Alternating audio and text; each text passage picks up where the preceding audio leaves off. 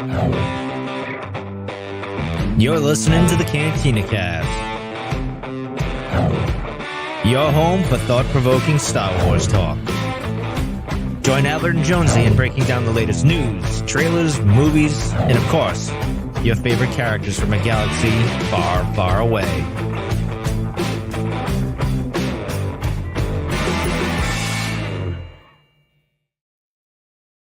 Hello, everyone. Welcome to the Cantina Cast. My name is Albert Padilla, and this is episode 525, our breakdown of Dreams and Madness, the 7th episode in the Ahsoka series. Dreams and Madness. I wonder if that's an analogy for Baylan Skoll in Shin Hati. I'll let you think about that and maybe think about which is which. An episode that I think did what it needed to do, quite honestly. And I know we're coming to this in a little bit late. It's Sunday now. We haven't had a chance really to talk about it. So for most folks, this is probably going to be a recap of the episode.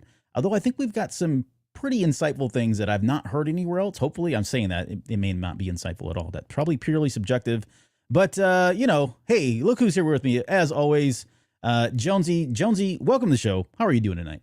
I'm doing fantastic. I like that you build us up only to just say, yeah, but maybe not. Yeah, so we'll see where it goes. So, yeah. It is. It's important to be humble, man. So it's great to finally come back and do this episode. It feels like we've been away for a while, so schedule conflicts and all that. So apologize. Everyone, thank you so much for coming out on a late Sunday night. So 10 p.m. on a Sunday, pretty late for everyone. So thanks for coming out. Only get later. Yeah, I'm a little concerned about how long this one's going to go for, but yeah. Yeah, we'll wait till we get to the Caravan of Courage discussion. That's what I'm looking forward to the most. But hey, before we get started, I know you've got a whole lot of news and stuff to share, so why don't you get started on that? Oh boy, yeah, we got a lot. So thanks to Daz for signing up on Patreon for We Are All the Republic. And of course, a special thank you to all of our now part of the tribe members, Rob, Mike, Lauren, Dante, Rist, Justin, Jackson, Sharkman, Dan, Daz, Isabella, Uncle Leon, Josh, Jacob, and Reader Reborn. And then Delusions Granger members, Rod, CJ, Alex, and Steve. Thank you all so much. If you're curious about Patreon, cantinacast.com/Patreon. As low as $2. It goes all the way up. We have audio-only tiers, video tiers, all that good stuff. We hope you will check it out. If you're listening to this, thanks for the download. If you'd like to come out and watch the show, cantinacast.com/YouTube. And while you're out on there, if you'd like to like and subscribe, that would be fantastic. But also, Lauren has a new episode or a new video drop for Thrawn overview. So a look at all the Thrawn stuff going on from the book perspective. So really important stuff to be able to equate back to the character that we see on screen and the similarities, and a very different take on Thrawn if you've not revisited the character for some reason since Heir of the Empire, because we have to say that at least once a show. Yep. It's a great opportunity to come back and be able to see all of that as well. So really cool job by Lauren. Great job. Go out and check that out. Albert, we've had a lot of reviews lately, and we have 2 more over on Apple Podcasts. What? So get out of here. Seriously? I know. Yeah, awesome. Thank you everyone that's going out there and leaving the reviews and feeding Albert's ego. It makes him feel so much better as the score goes up a little bit. Now, thank y'all for doing that. It does help the show out. We do appreciate all of your thoughts and your comments. So we'll read a couple of these out here. So Doctor Who 221B is titled "Some of the Best Star Wars Talk Around." Quote, "This is one of the best podcasts for Star Wars. I've listened for years now. I started back when it was just Mike hosting. So I've been here for a while." He's been here for a long time. Wow. "I appreciate the guys and how deep the delve into all things Star Wars while staying positive, but respectful criticism when it's needed. I personally do not have anyone to talk the wars with outside of my wife, who only watches for me. Haha. So I appreciate these guys being that outlet for me. Keep up the good work, and you'll always have a listen and 5 stars from me. Thank you so much. That's such a wonderful review, and we're glad you're getting a lot of enjoyment. And I will make sure we feed that over to Mike too. Mike doesn't believe it when we tell him that people know who he is and actually like what he did. So we will make sure that he knows that in full effect there. And then we had another 5-star review from Darth Upenya, so titled. All right. Sorry, Thank you. Straight Sorry. slaughter. I just had the slaughter song pop in my head. I didn't even catch that when I read it the first time. I was like, okay, never mind. Sorry. Go ahead. Oh man, 12-year-old boys came out. Sorry. Okay, so title: Great Show, Detailed Breakdowns! ! Thank you for that. Quote: "This show makes sure to break down each episode of the shows and make sure to discuss each other's opinions on the episode. Positive vibes are also a bonus, especially in a world of so many negative takes on Star Wars. That alone makes this podcast a must listen.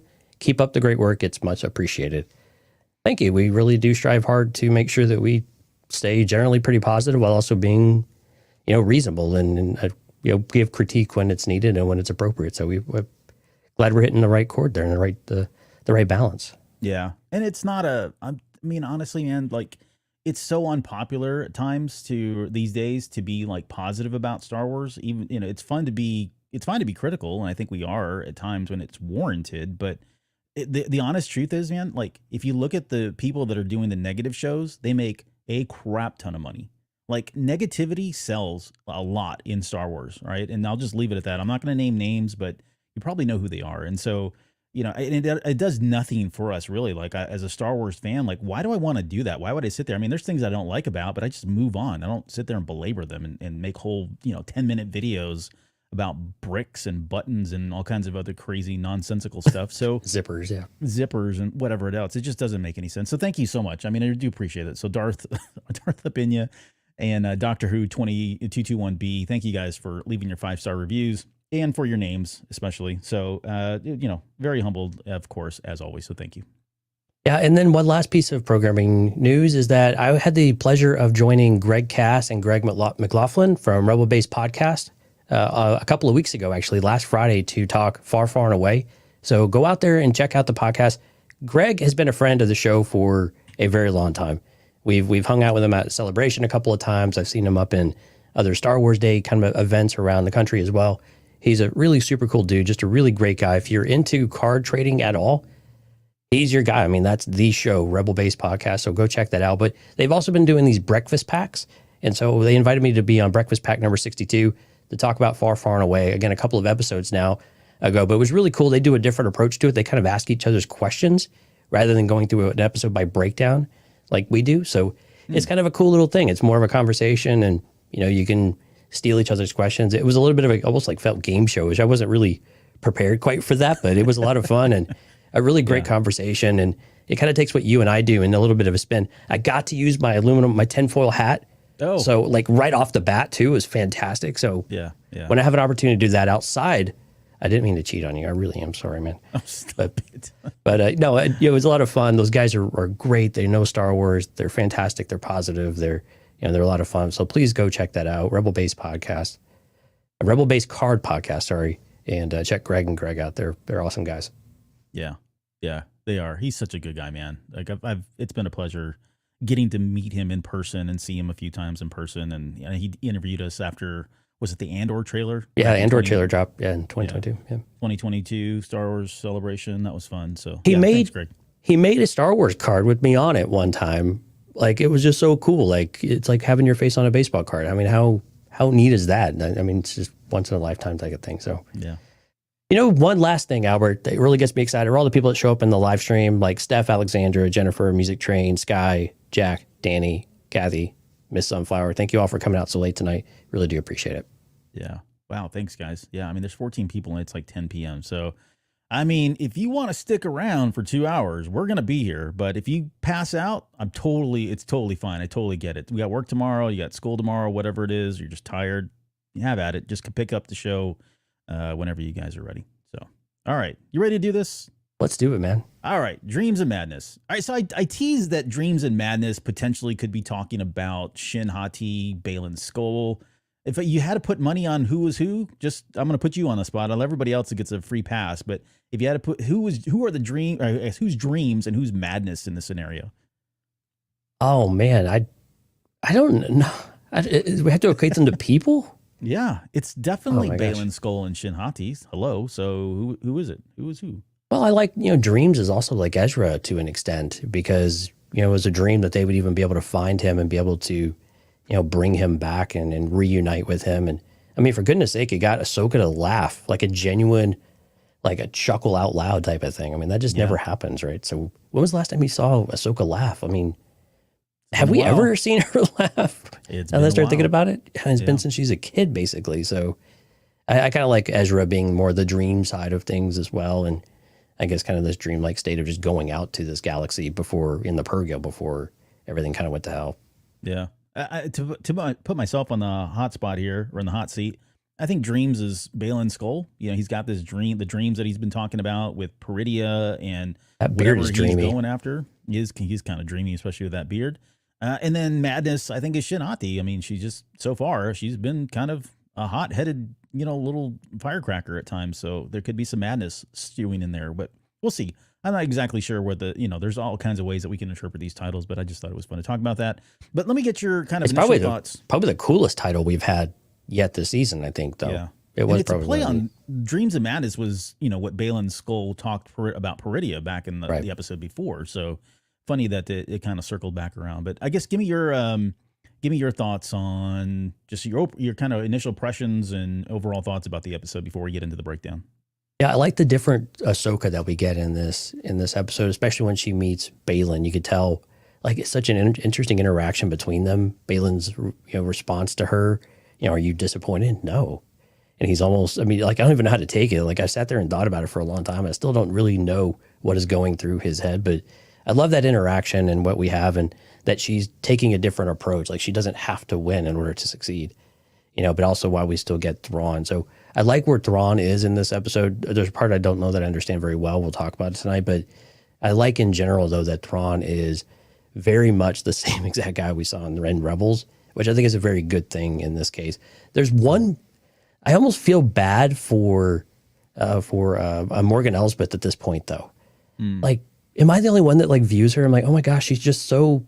And this isn't this is not critical, being critical of the actress or anything like that. But the character all of a sudden now just feels so pathetic in some ways, and I almost feel bad for her. I mean, I don't, but you almost kind of do, because it's she can't really say or do anything right, and she's almost on the outside looking in. She's this wannabe at this point and doesn't know where she fits.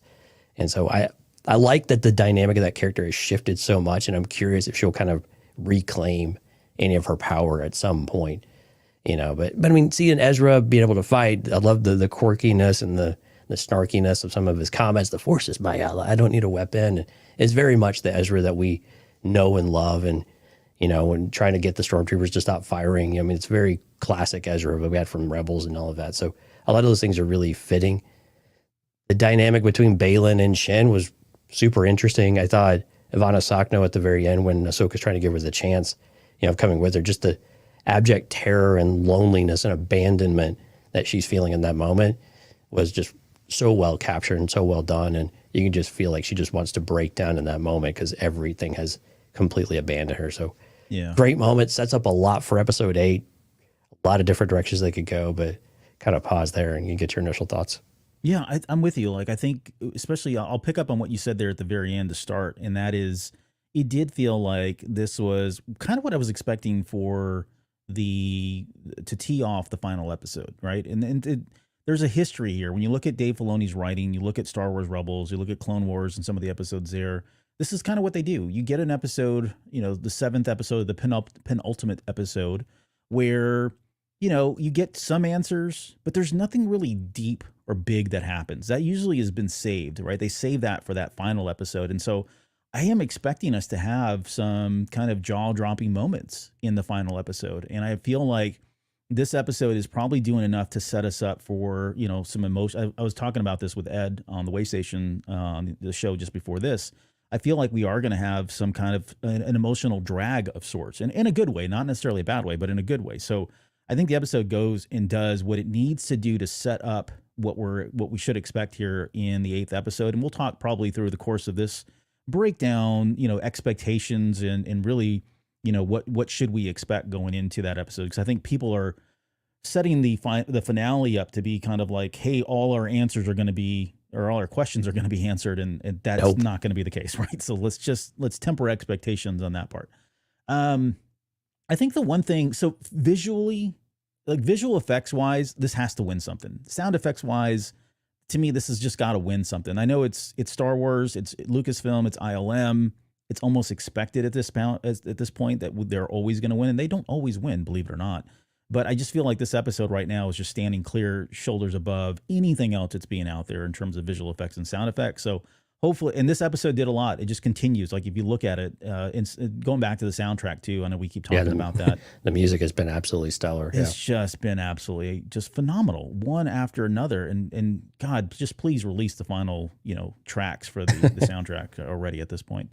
So I want to say that. And I guess the only other thing that I'll say, because I don't want to get too far or too high in a soapbox on this one, but I saw a lot of criticism about a lot of criticism about Ezra and how he may potentially be out of character, or some of these characters were written out of character.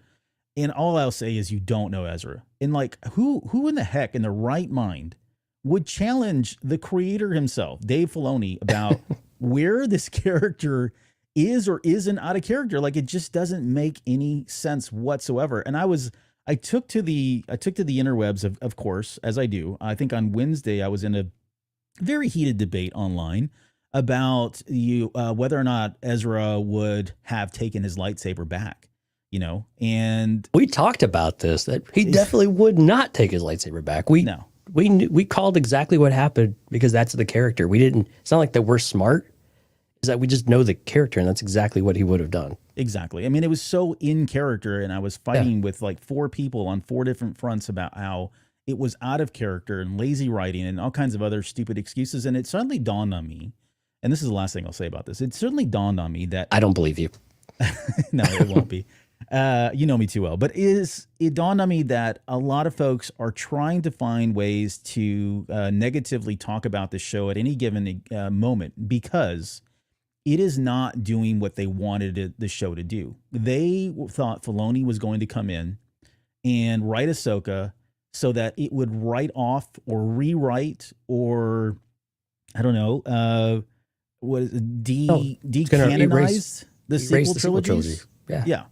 And because that's not happening and the reality is starting to set in, they are now reverting to like taking shots at the writer, the creator himself, for not writing the character as they see fit. Like, it's just so absurd at this point. So all I'll say is like, look, if you don't think that's Ezra, then you don't know Ezra. Go back and watch Rebels. Clearly you didn't watch Rebels, right? So I think it was very consistent. I loved everything that Ezra did in this episode. I loved everything that Sabine did in this episode. Ahsoka did. It's just Rebels. It's really all it is, and that's not a bad thing at all. I mean, it's a glorious thing as far as I'm concerned. So I enjoyed the episode a lot. Now I will say this, criticism wise, I'm with you. Like, it didn't blow my socks off in any way, but that's not what this episode was supposed to do, right? We're just getting set up for that finale. Sorry, anything you want to say on that? I think with Ezra, I mean, the only thing that was really maybe a little disappointing was that he got kind of, cheap shotted by Shin. He goes to Stormer. He was a little maybe overconfident or something in that regard. And you might argue, is that Ezra, to where he would have just kind of leaped in and got sucker punched in the way. Yeah. If you're going to critique anything, it would be like that. But I'm with you. The people who are looking for this is supposed to save everything. And guys, I mean, it's like bangers. I mean, this is a really good series, like a really, really good series. So I don't know I don't know. People gonna hate. So what are you gonna Mark my words, by the end of this series, or by the end of this era of Star Wars, it will have done so much to reinforce everything that we know and saw in the sequel trilogy. That's just what Filoni has done, and that's what Star Wars is going to do. I mean, they're not going to go back and rewrite this. All right, you were right. I said I was done, and look, I just added something else. Okay, let's get into the breakdown. So I want to say this too, like, and I didn't want to talk about it in my opening thoughts because it's the first thing we're going to talk about, but I was not expecting to go back to Coruscant. And when I saw it, I was like, whoa, this is a breath of fresh air. Again, as many times as we've seen this city, planet, whatever the heck that is, it was great to see that back. And of course, we get into Hera's hearing, which I felt was like, this felt like it was a little too much, like a little too severe, that they were actually going for a court martial. And then I was like, well, it is Hamato Ziono, so he's kind of a stick in the mud, so it makes sense. But what did you think about his going after Hera? His I would say it's not his defense. What would that be? The prosecution of Hera. What did you think about that? It's very much in character. I mean, this is the same character we had in Resistance. So I'm glad that they really, I mean, they've kind of doubled down on it in some way to where you just don't like the character. I won't use the word that he is, but he's a jerk, right? I mean, he's just a jerk. And you wonder what the agenda is behind of it, or if he just really feels that strongly, like, she's just warmongering. She's trying to cling to the past. She's a relic of the past. We talked about this, I think, in the final hype show. I think we may have talked about it on the Hera breakdown that we did. So I think we kind of anticipated, that something like this, she could be lumped in with like Leia, and a little bit of in contrast to Mon Mothma. I think Mon Mothma was actually the more interesting character, I think, within all of this debate of like, where does she actually sit? Yeah. Because you could tell she's very much kind of in the middle, if not leaning a bit more towards a Hera and a Leia side of things. But But Zioto, I mean, he's just a jerk. I mean, he's just a tool, and he probably means well. He probably is trying to push the agenda, the right agenda for the galaxy and for the New Republic, and wants them to move forward, and feels like this is just constantly dragging them back and holding them back in some way. I don't think it's ill intent, but at the same time, he's just totally blind and is trying to make an example of Hera and trying to, I think, make an example of that era, not Hera, but the era that she came from. Like, we're 8 years or we're 5 years removed from a lot of this stuff. We should be well beyond this, but it's people like you who are holding us back. Mm-hmm. You got to let go. You're holding it back. You can't. You just got to move on. You got to move forward, in his opinion. But he's completely blind to the risk that he's putting the galaxy in. Yeah, I was, just quickly on Zioto, because there's a lot of the discussion about who he is in Resistance, and to be honest, he was in 2 episodes. Yeah, it wasn't much. It wasn't much at all. And the takeaways from those 2 episodes, he had very quick conversations with what's his name? Kaz. Yeah. Very quick conversations with Kaz, and one of the conversations he talked about the Resistance as extremists. Right. So that, I think, aligns with where he is. Like, he's definitely anti-war. And then the other conversation was just him saying that he had survived the First Order attack on Hosnian Prime. Right. He wasn't, even though that's where he's at and lives, he wasn't on planet. They were off planet when Hosnian Prime was blown up. And he was trying to tell Ezra, or trying to tell Kaz, hey, you need to get out of there. Your name is being flaunted by the First Order. You're in deep stuff. And then Kaz just pretty much shuts him off. Like, I don't want anything to do with you. So I say that because this question keeps coming up, and thank you, Ms. Sunflower, for bringing it up. She says, I wonder if Senator Ziono is in leagues with the Shadow Council. I think based on what we've seen so far, I can see where people see that. Like, it feels like there's an ulterior motive here. Like, he's playing for the wrong side of the team. I don't think that's the case, honestly. I think he's just someone who is very anti-war, probably blind in a lot of ways to really what's going on, doesn't want to kind of give into this. And, he could just be maybe not in league with the Shadow Council, but benefiting in some ways because they're not at war. And, and so he's living off of this, right? And the idea of bringing back open war, and I haven't really thought this through, so I'm not going to give you examples, but it's probably in his best interest that the New Republic stay out of war. And so anywhere he can bury his head in the sand and kind of play this up as like, hey, this is really not happening, probably fills his pocketbooks more than anything. I think he's kind of just one of these corrupt people in that regard, but I don't necessarily think he's on the bad side or in cahoots with the Shadow Council or remnants of the Empire or some other, third party force kind of thing. But I think he's a good person. He's going about this, kind of a, I won't use the word, but jerk kind of way. Yeah, I think if you give him the benefit of the doubt, he's probably like, we just can't. He's probably seen people from the remnants of the Empire when he looks at Imperial remnant as a sensational type of term. He's probably seen people maybe benefit from it and use that to their advantage to cling to power that didn't have it before. We saw this in Andor. We saw that in Andor a little bit too, right? It's just a name for another body. Nothing ever really changes, right?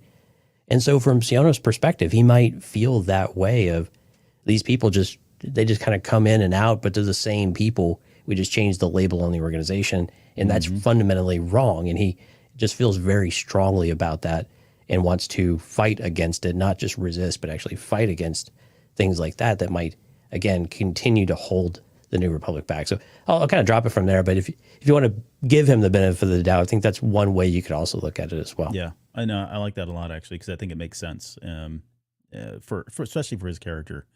And then, of course, she had that sick burn. Hera had that sick burn in there about, I wasn't disobeying or ignoring orders. I was ignoring you. I think everybody went, ooh, when that happened.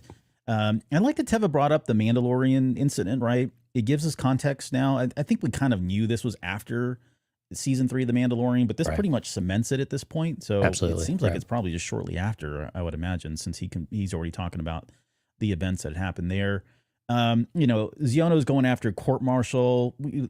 It feels like it's a little too much, maybe, but he could be looking at the history of things there or whatever, or, who knows.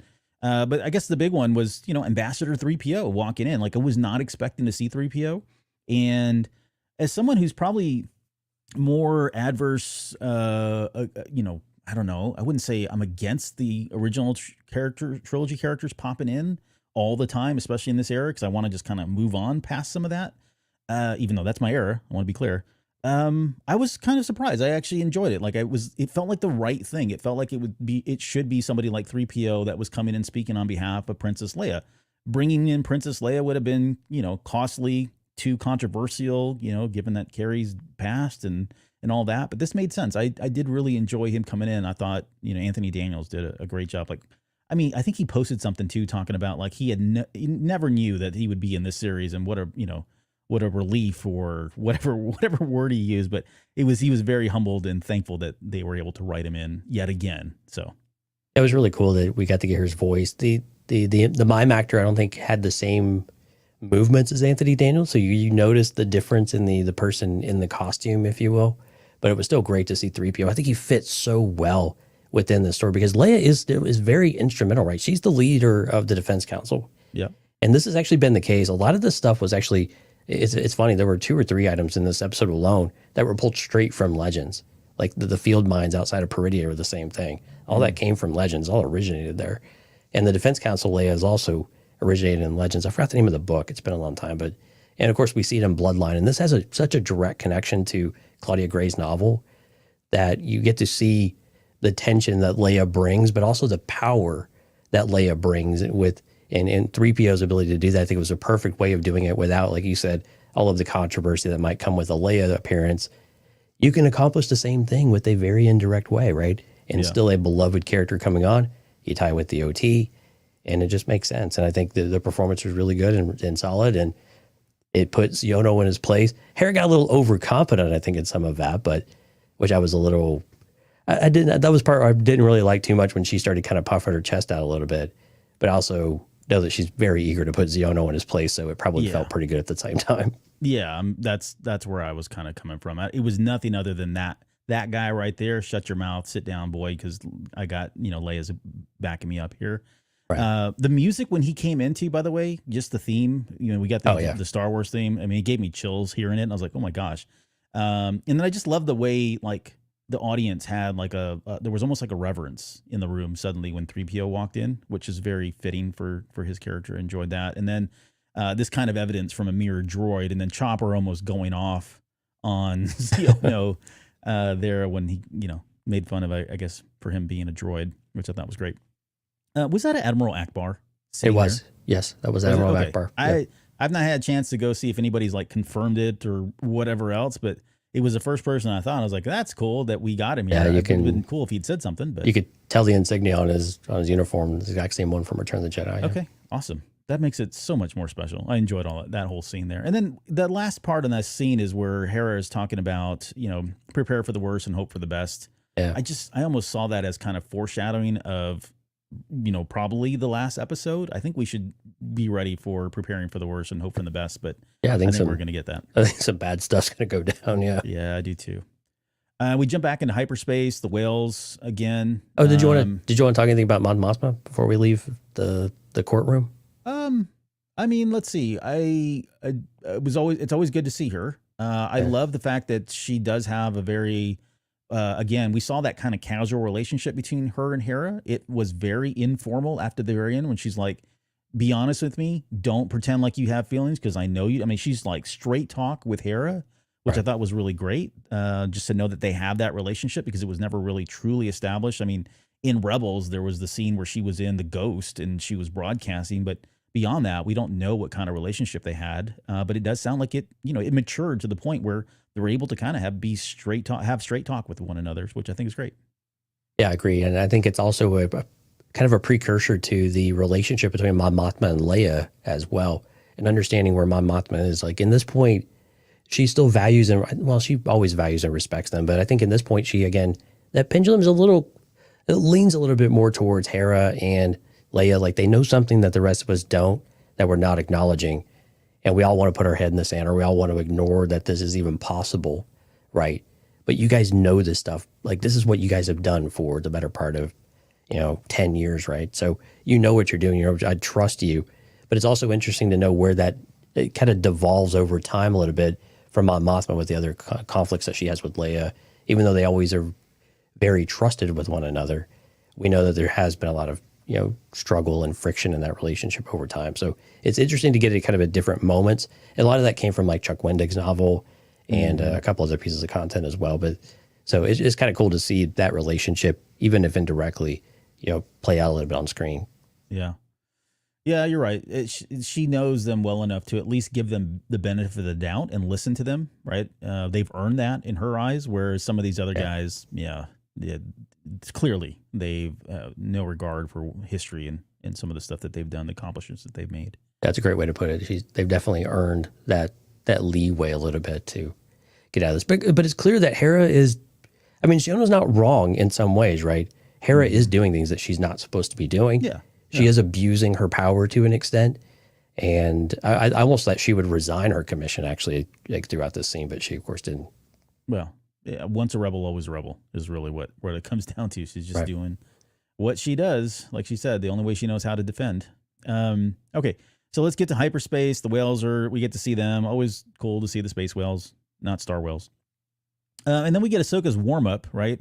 We got the other line. You were right. You were saying that we were still possibly going to get that other line about I can't, defend you or whatever, teach you how to defend yourself, whatever that line was. We got to finally see that. I love that Anakin walks into the shot.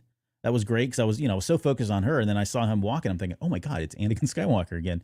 I love the fact that they brought him back again. I was not expecting to see him after World Between Worlds, but this was like a perfect way to see him, seeing her getting inspired and drawing motivation from listening to these tapes that she's hollows many times before. I love when he said, "Don't be afraid," because I thought, wow, of all people, Anakin Skywalker is the one uttering the words, "Don't be afraid." And then just that last part of, I know you can do this, Ahsoka. Like, it's just so motivational. It's so inspirational, even for us as viewers. But I think it's what Ahsoka really needed to kind of prep herself up, as this new Ahsoka the White and going into potentially a very, deadly battle against Baylan Skoll. We didn't know what she was, she's probably preparing for the worst, right? Hoping for the best, to kind of quote Hera there. But what better way to prepare than to go back to her master, who, she said in the last episode was a good master. Yeah, that was such a great line too. I really love that it's almost like she is interacting with him directly. And he definitely made these recordings for her to be almost like an interactive, like she could respond to him if she wanted to.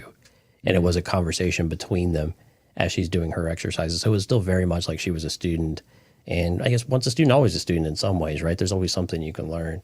And so this was a great way of doing it. And I think it was a non-threatening way.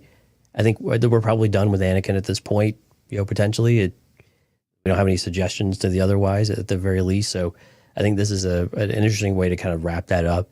And again, to get the emotion from Ahsoka that, he was a good master, and you can kind of feel like the lump in her throat, start to form, and she has to take a moment to compose herself. But it was really cool seeing her go back to the weapons closet and the little drawer that has all of the other cards in there that she's kept of the 20 or more of these recordings that he left her, which is really cool. And we've seen one of the recordings before, of course, as well. So it was cool they brought this back in, and we've seen 2 of the recordings now. Yeah, and I wonder too, like, they held on that box just a little too long for me. And so I immediately went to, okay, we're going to see that. And where I would love to see this is at some point, if now that she's, I don't know, I wouldn't call it a crazy theory, but it just feels like that may be the last time she ever watches those tapes, because she's moved on to this next level of Jedi-ness of sorts, right? As Ahsoka the White. I don't know that she would ever go back to that. So, where would she take these? I think she would take this box and hand them over to Luke Skywalker and say, right, here's your dad, buddy, have at it. These were mine. He gave me these, he made these, and they're now yours. And then maybe even further down the road, we get to see some of these being played by Luke Skywalker in various episodes or in a book or whatever. There's just something, I don't know, poetic and beautiful about knowing that she would pass that on to the rightful heir and owner, which would be Luke Skywalker in my head.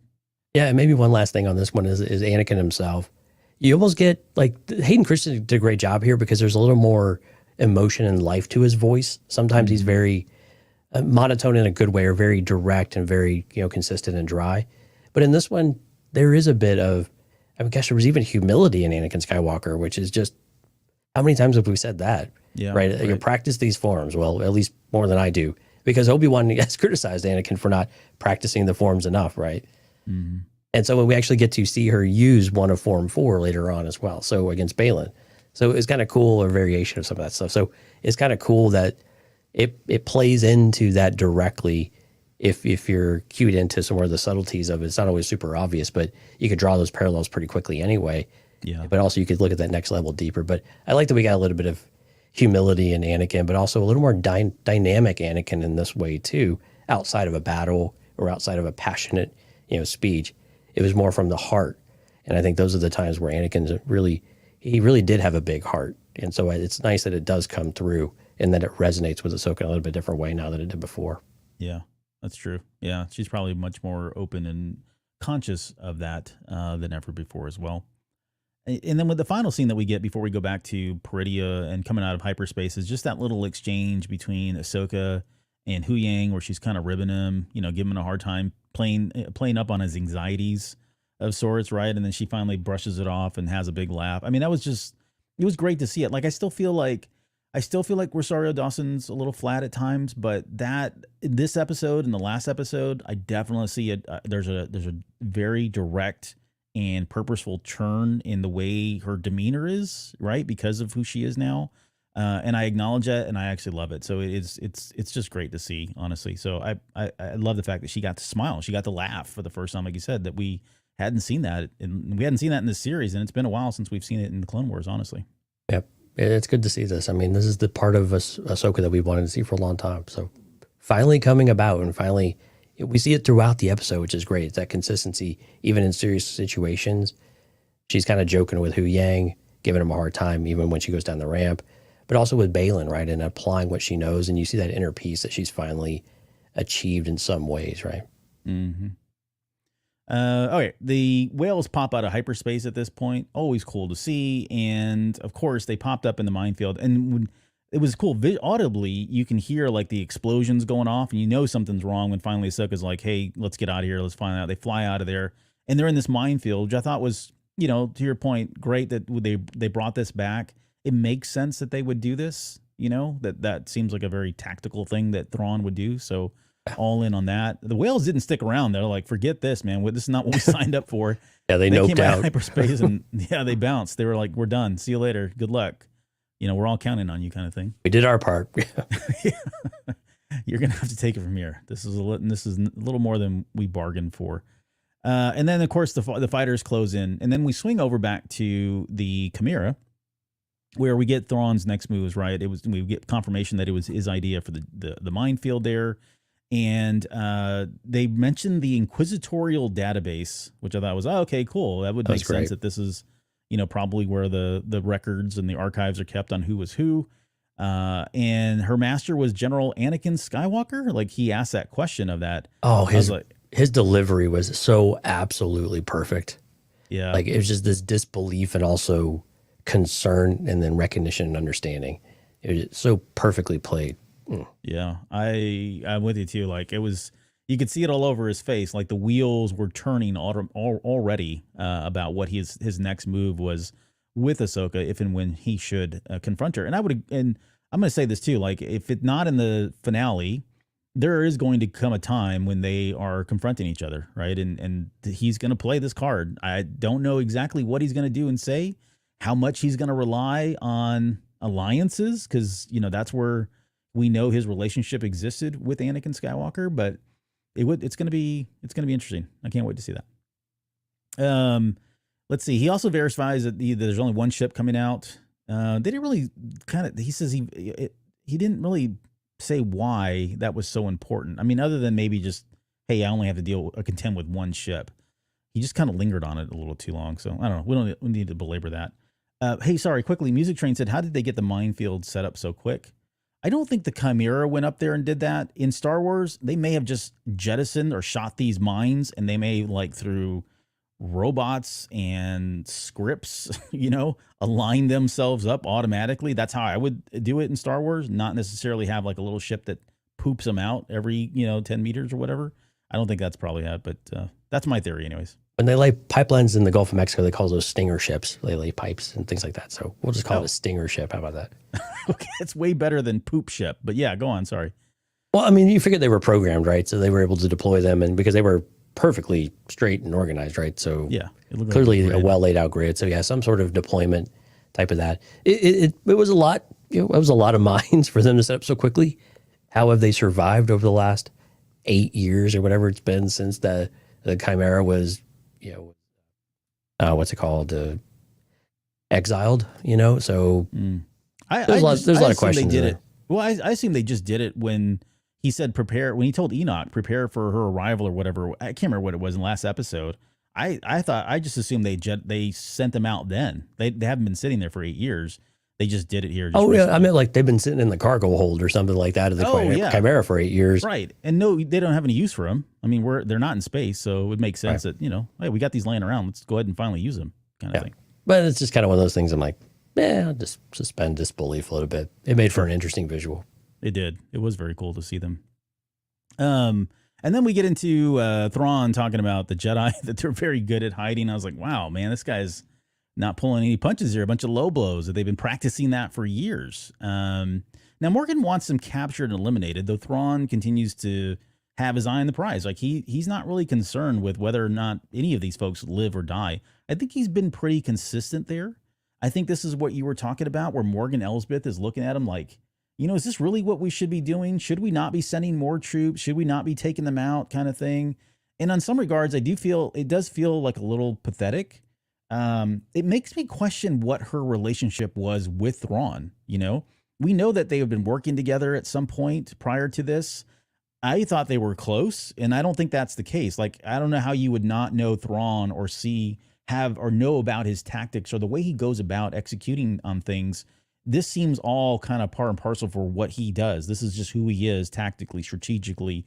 And to see Morgan Elsbeth as struggling at times just makes me wonder that maybe they didn't have the relationship that we thought they did, or it's one of these things about, hey, never meet your heroes, right? She may have been looking up to Thrawn as like, I aspire to be part of his crew. I want to be part of his ship. And now that she's actually met the real Thrawn, she's got a lot of questions and is really kind of wondering like, wow, this isn't who I thought he was. He's going about things very differently than I expected. But I guess your take on that, because I know you brought it up in your opening thoughts.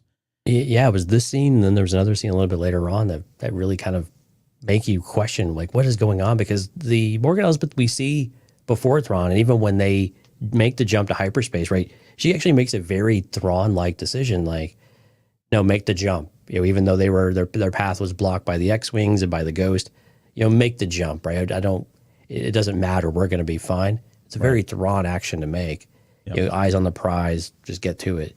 And so that she's struggling so much with it, like what's the reasoning behind showing Morgan Elsbeth kind of being taken down a notch? Because I'm with you. It doesn't seem like she was a follower or disciple of maybe the doctrine of Thrawn or what he represented. Maybe she just views him as the power that can bring the galaxy kind of back under control of what she believes is the right path, but that she's not actually worked with him, but she's just been a follower of his principles, I guess, or just believes in him. Mm-hmm. And she's been able to, kind of ride, I hate to say ride those coattails because I think she's an amazing character and clearly she's got a lot of capacity to be able to do a lot of things, but she's really struggling though since he came in, and he is the boss and he's not really taking a lot of feedback of how to get there.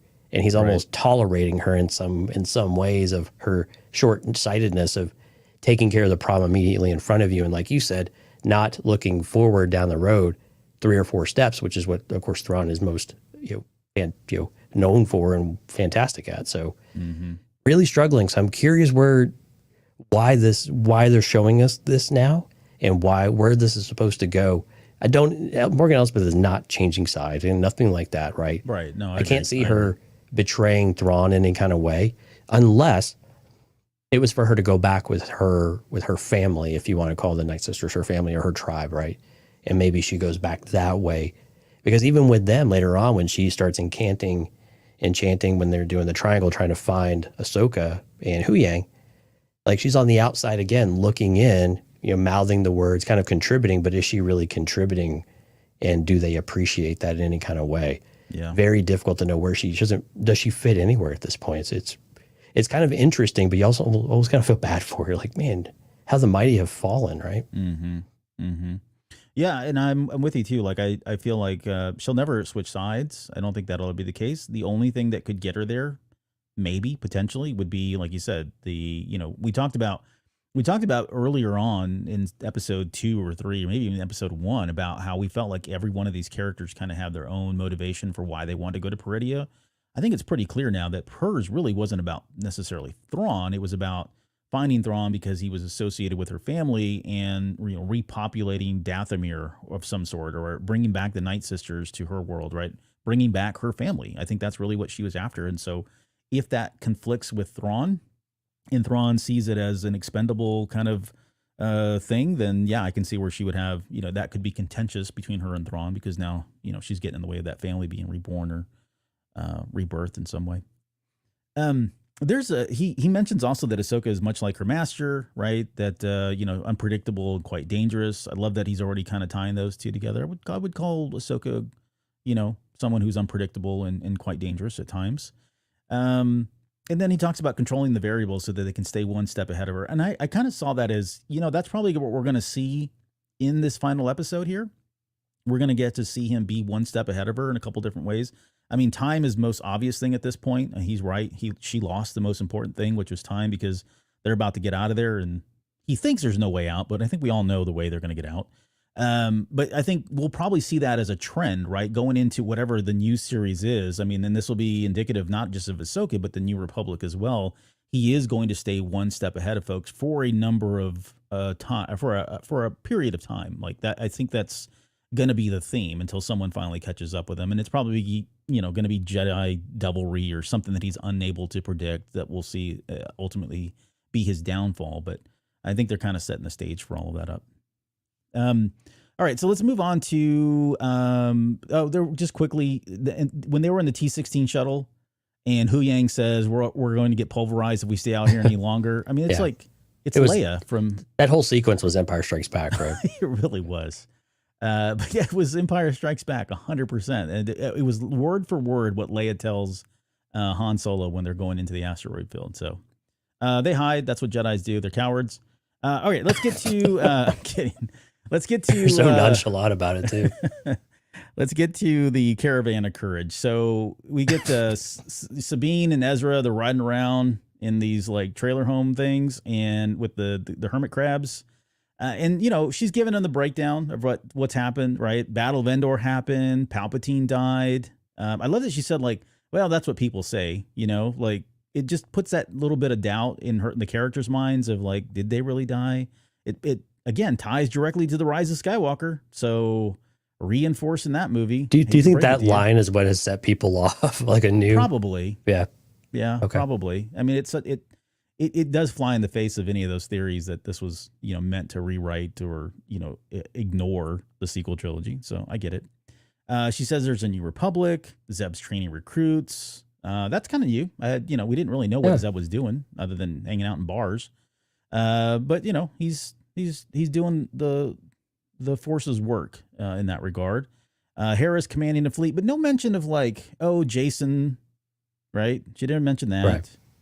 I wonder why she kept that under wraps. No mention of Ahsoka, you know, potentially being dead.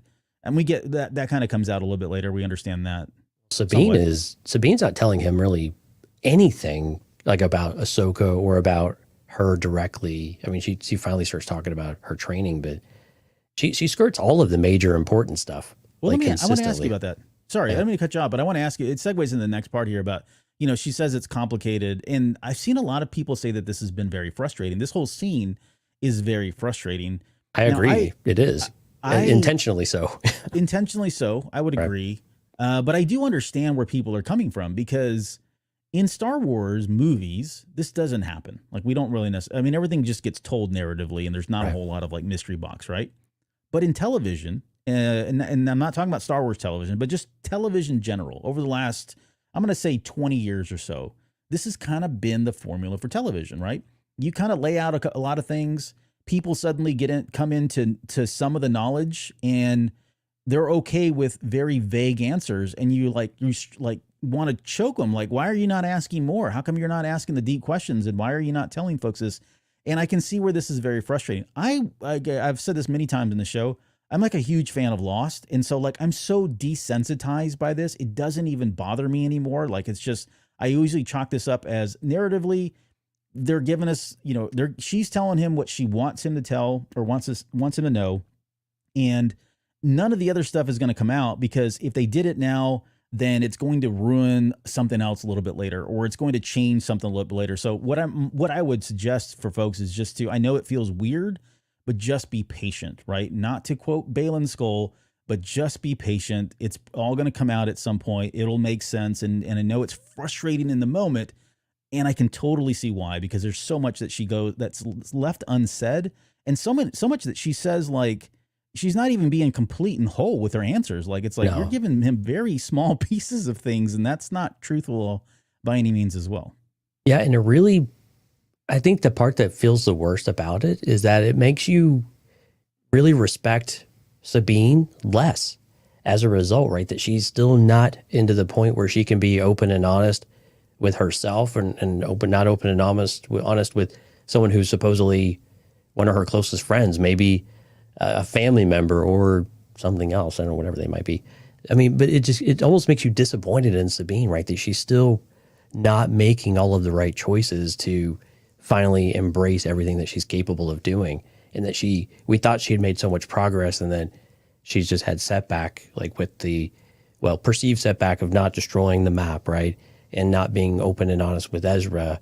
And Ezra, I think, is being patient and kind of tolerant of it at this point, because that's kind of who he is. And he knows that she needs to get it out on her own time. Forcing Sabine to say things when you're wanting it, not when she's ready, has never worked out for them ever in all the time they've known each other. Go back and watch Rebels, of course, because you're going to see tons of examples of that, where until she's ready to talk to you. Now, granted, the other side is like, she pushed Hera, like, why won't you trust me? Just tell me. Yeah. With Fulcrum and all of that too, right? Mm-hmm. But it's a matter of, there's a lot of shame with some of the stuff too. So you have to understand where Sabine is at. And so while we can be disappointed in her, she feels like she watched her master die. She feels like she let her down in numerous ways. She made this other decision that she maybe feels like, was that really the right decision? Yes, it got her what she wanted, but still there's a price to pay with all of that. And so she's trying to reconcile all of that. And it's still very fresh for her, because she feels very alone, and she's finally reconnected with someone, and she's maybe a little bit of afraid of, if I'm open and tell Ezra everything, how is he going to react? Am I going to be more alone as a result of that? Yeah, I'm with you. And I definitely see from a character standpoint, like, why she's doing these things. And I saw also, kind of to touch on that last part you said there, I saw some folks say, when Ezra finds out about this stuff, he's going to be really upset. I don't think he's going to be upset. That's not Ezra, right? I mean, if nothing else, he might have a reaction, but he's not going to, like, run off or abandon them. I've seen all kinds of crazy theories about how he's just going to go off and suddenly turn over. I mean, it's just wild stuff. If anything, he's going to have a reaction, but he'll come around. He'll understand, like, okay, you made the only choice you felt like you could. I totally understand where, you felt like, I would be ashamed of you, or you didn't want to give me false hopes, right? That's where this is coming from. She's not telling him, like, hey, yeah, we're here, but they're about to take off and we're probably going to be stranded here. And so I didn't get you anything other than, a companion at this point. She sees it's probably shameful for her in some ways. So I don't think Ezra is going to react anything more than just, have an initial reaction, but then come around and immediately understand where she's coming from. That's just who he is. If anything, he would understand so well because of his own experiences with Kanan and with the holocrons, right? With the Sith holocron and some of the behaviors and the actions that he took. If anything, he would be the most compassionate person towards her to understand, right? Right. I've been here before. Yeah, exactly. And you're so right. Great. If this was Ezra, if this was him way back when, maybe a little bit different, right? But these days, no, not at all. Yeah. We get that quick shot of Baylan Skoll and their new friends. I don't know how they even. I have no idea how that. Like, that's just another, like, suspension of disbelief. You just let it go. Whatever it was, they just let it go. They broke bread, and they're on the same side now. So friends or enemies or my enemies or my friends, or whatever the heck that term is. Okay, let's go to the Night Sister Keep in the graveyard. They're in the whole triangulation thing again. The little balls there, right? The Great Mothers, which is all great, I guess. But the one thing, this is so silly, but the one thing that really stood out to me was, I literally, when I was watching the episode, and they cut over to Ahsoka and Huyang, and they're kind of staring out the window. And I was like, holy bananas, there's space krill. Like they're on, like you see them on the screen and like they fly, they swim off. I was like, that's amazing. There's space whales and we got space krill. So put that in your hat and eat it, Mike Rondo. So here they get into this whole strong bond thing, right? So he's, they can't make contact, and she's like, oh, there's another way. And of course I'm like, okay, I know where they're going with this. We have all seen this before. I just wondered if did they have enough? Were they going to have enough power? Was their bond going to be great enough that she would be able to connect with her? I don't know if they did or not. On Sabine's side, on the receiving side, she almost looked very shocked. Like they had never done this before, which is probably true. I don't know that, we assume they've had all kinds of adventures together, but were they ever in this circumstance of like this before? I don't know. Do you think it says anything about Sabine's, I'm going to say, force sensitivity? Yeah. Is it an indicator that it's coming around, or do you think this is just the master and apprentice relationship at play here, and now we have an Ahsoka who's more powerful than she was now that she's come out as Ahsoka the White? I mean, what is it? What do you think is going on? Well, now that the writer's strike is over, we could ask Filoni himself. Like, Dave, what does this mean, man? What does this mean? I think it plays, you could view this a couple of different ways. One, you could play it, if you want to be the safe route and you don't want Sabine to be a force user, right? Maybe to differentiate between that and force sensitive. You could just say, okay, this is the force in every person. And yeah, if you have a strong enough bond, you can reach out to someone and they can get a feeling, right? Just like Hera did with Kanan on her shoulder after he passed, right? So you get something, even though you might not be Luke Skywalker with the Force or Ahsoka Tano or someone like that. So it could be something like that. It was curious though with the bond though. I mean, we knew this was coming. Again, another Empire Strikes Back moment, right? Of Luke reaching out to Leia. But I thought this was okay. I mean, how else are they going to go zero in and find them, right? Especially if they're going to play up the interference, which made a lot of sense. You have to have Ahsoka reach out and feel like she can find them. I like that. Now, the way that it played out on screen, though, felt a lot stronger than how Sabine actually voiced it to Ezra. It was more of a feeling because we had all of the other stuff going on with the sound and the echoing of Ahsoka's voice. So it felt like she actually had more of an impression. It was more than what maybe Leia had, or about the same as what Leia had. And I thought Leia's probably was a little more clearly because she knew exactly where he was at, right? She could see something. We did not get that with Sabine, so not on par with Luke and Leia with Ahsoka and Sabine in that way. So I think you could still dial back some of the fears if you're in that space of you don't want Sabine to be an all-out Force user, or that she just kind of learns to use the Force, and that she still can sense certain things, even if there's still pockets and feelings and everything else kind of around her. Yeah, I enjoyed it, and I'm not saying one way or the other it's an indication of anything else, but it more than anything, I loved it for that, like what you said, was just basically a callback to Empire Strikes Back. I mean, there's been so many of these. I have a quote in here too a little bit later I want to share if we got time about Empire Strikes Back from Irvin Kershner that I just happened to run across this today, and it's eerie. Like it's relevant, I think, to what's happening. Some things are timeless. Empire Strikes Back is one of those things. Yep. And Irvin Kershner in that way. Yeah, very much so. Let's see. Okay, so the of course they hone in on the signal. The Jedi's there. They find her. Enoch opens fire, and then Thrawn reassures them that that they're no longer there for Thrawn, but for Sabine. So they're not really a concern to them. Dude, great mother creep you out moment though, with the opening the eyes and the drum, the sound and the black eyes. It was like, oh my gosh, I'm watching a horror movie. Yeah, that cut was intentional. It was great. Yeah, I did enjoy that as well. Okay, so back to Caravan of U-Turns. So Ezra, they see Shin and Baylan Skoll up on the thing. He turns around. It's like, hey, we're not messing with this, guys, right? And then we get to this whole the master's order about contracting Thrawn, right? So he tells him to kill Sabine, kill Ezra Bridger. And this is where Baylan Skoll's talking to Shin Hati. I wasn't expecting this scene. Like, I guess we always knew that he was there for a reason, but I always felt very strongly that he was there and he was going to bring his Padawan along. Him saying like, go take your place, in the incoming Empire, makes me think that he knows his time's limited. Like, he's already accepted that he's not going to make it out of here for whatever reason, in some way. And he's now trying to put her in the best position, which I guess is with the Empire, but it does seem kind of contradictory because he's talking about how, you know, the cyclical nature of the rise of the Empire, rise of the dark side, fall of the light side, right? Why would he embed her in something that he knows is going to inevitably fail unless he's got some kind of, you know, ace in the back pocket with whatever he's chasing that's going to stop that cycle or, you know, change that cycle for her in some way. Because, and this is what I'll say, it does feel like he's being sincere about what he's doing. He's not just sending her off to the wolves. He's not just sending her off to die. It does feel like there is a bit of care and concern about, like, hey, I know this is tough. This is probably not what you're expecting. You're probably not what you want to hear, but your best option now is to go with them because our paths are completely different, right? It was a very interesting and certainly intriguing moment that I was not expecting for the series.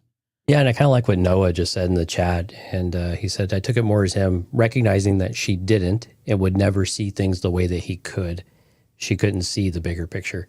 And I like that. I think he summarized that pretty well, is that she's young and ambitious and still maturing in some ways. And the lifestyle that maybe Baylan and whatever his agenda is, you know, truly is, would not fit. And he's seen this conflict maybe between the two of them, that it doesn't work. There's another avenue you could go, that Baylan believes that the rule of two needs to end. You just need one, right? It's kind of the Palpatine method that we get in the sequel trilogy almost. You know, maybe he needs to break apart of having two. Like, no, you go do your thing. I think it is a little bit of disappointment, though, because I think that he had invested in Shin thinking that she could be an apprentice and she was a very well-trained and very obedient. But at the same time, he might view her as not a leader and not what he needs in order to bring in a new era to the galaxy or whatever his big agenda might be. And she's just not showing it. And she would, I mean, I hate to say this because, I mean, I like the character of Shin, but almost that she would just be better being a general in Thrawn's army rather than being a leader of a new order type of thing. You know, and that fits more of her idea of what power should feel like or what power is that she craves. And he's like, you know what? If that's your dream, you chase it. No judgment. That's what you seem to want, and that's what you need. You don't seem to get this other one, and I think you'd be very happy here. So I think it's kind of a blend of kind of what you were saying in some ways, but also like, no, you just don't fit either, and go be a general if that's what you want, and you can overthrow whatever you want. But I've already told you that cycle is going to repeat itself, and you will fall. So you can make your choice. And again, I think it was another opportunity. I saw this somewhere, and maybe it was in Discord, where someone said that it was another test of sorts. He gave her another option. She could have said no, you know, and she didn't. Although it wasn't really a question he wasn't asking, he was telling her. But yeah, you know, she still had a choice point there if she really wanted to. I can see that. I can see where it could have been a test of sorts. Yeah, I don't know. I hate to say test because I don't think he really tests people. I think he just says, "Oh, here's your options. Make a choice." Yeah. Yeah. Yeah. I mean, he says your ambition drives you in one direction. My path lies in another. There's something about the idea. I mean, maybe it's messing with my headcanon because I did feel like he was, you know, grooming's a bad word to use these days, but, you know, definitely in the true master and apprentice form, trying to teach her all the ways of himself, right? Like, be like who I am, right? Whatever that is. For him, it's probably a different view of what the Jedi Order was like when Anakin was in there, or certainly after Order 66, or what led up to Order 66. But this is just a peculiar decision that he makes to send her off. You know, it did feel looking for power. Sorry, it did feel like a right turn for Baylan here, though. It like something has changed fundamentally in him all of a sudden.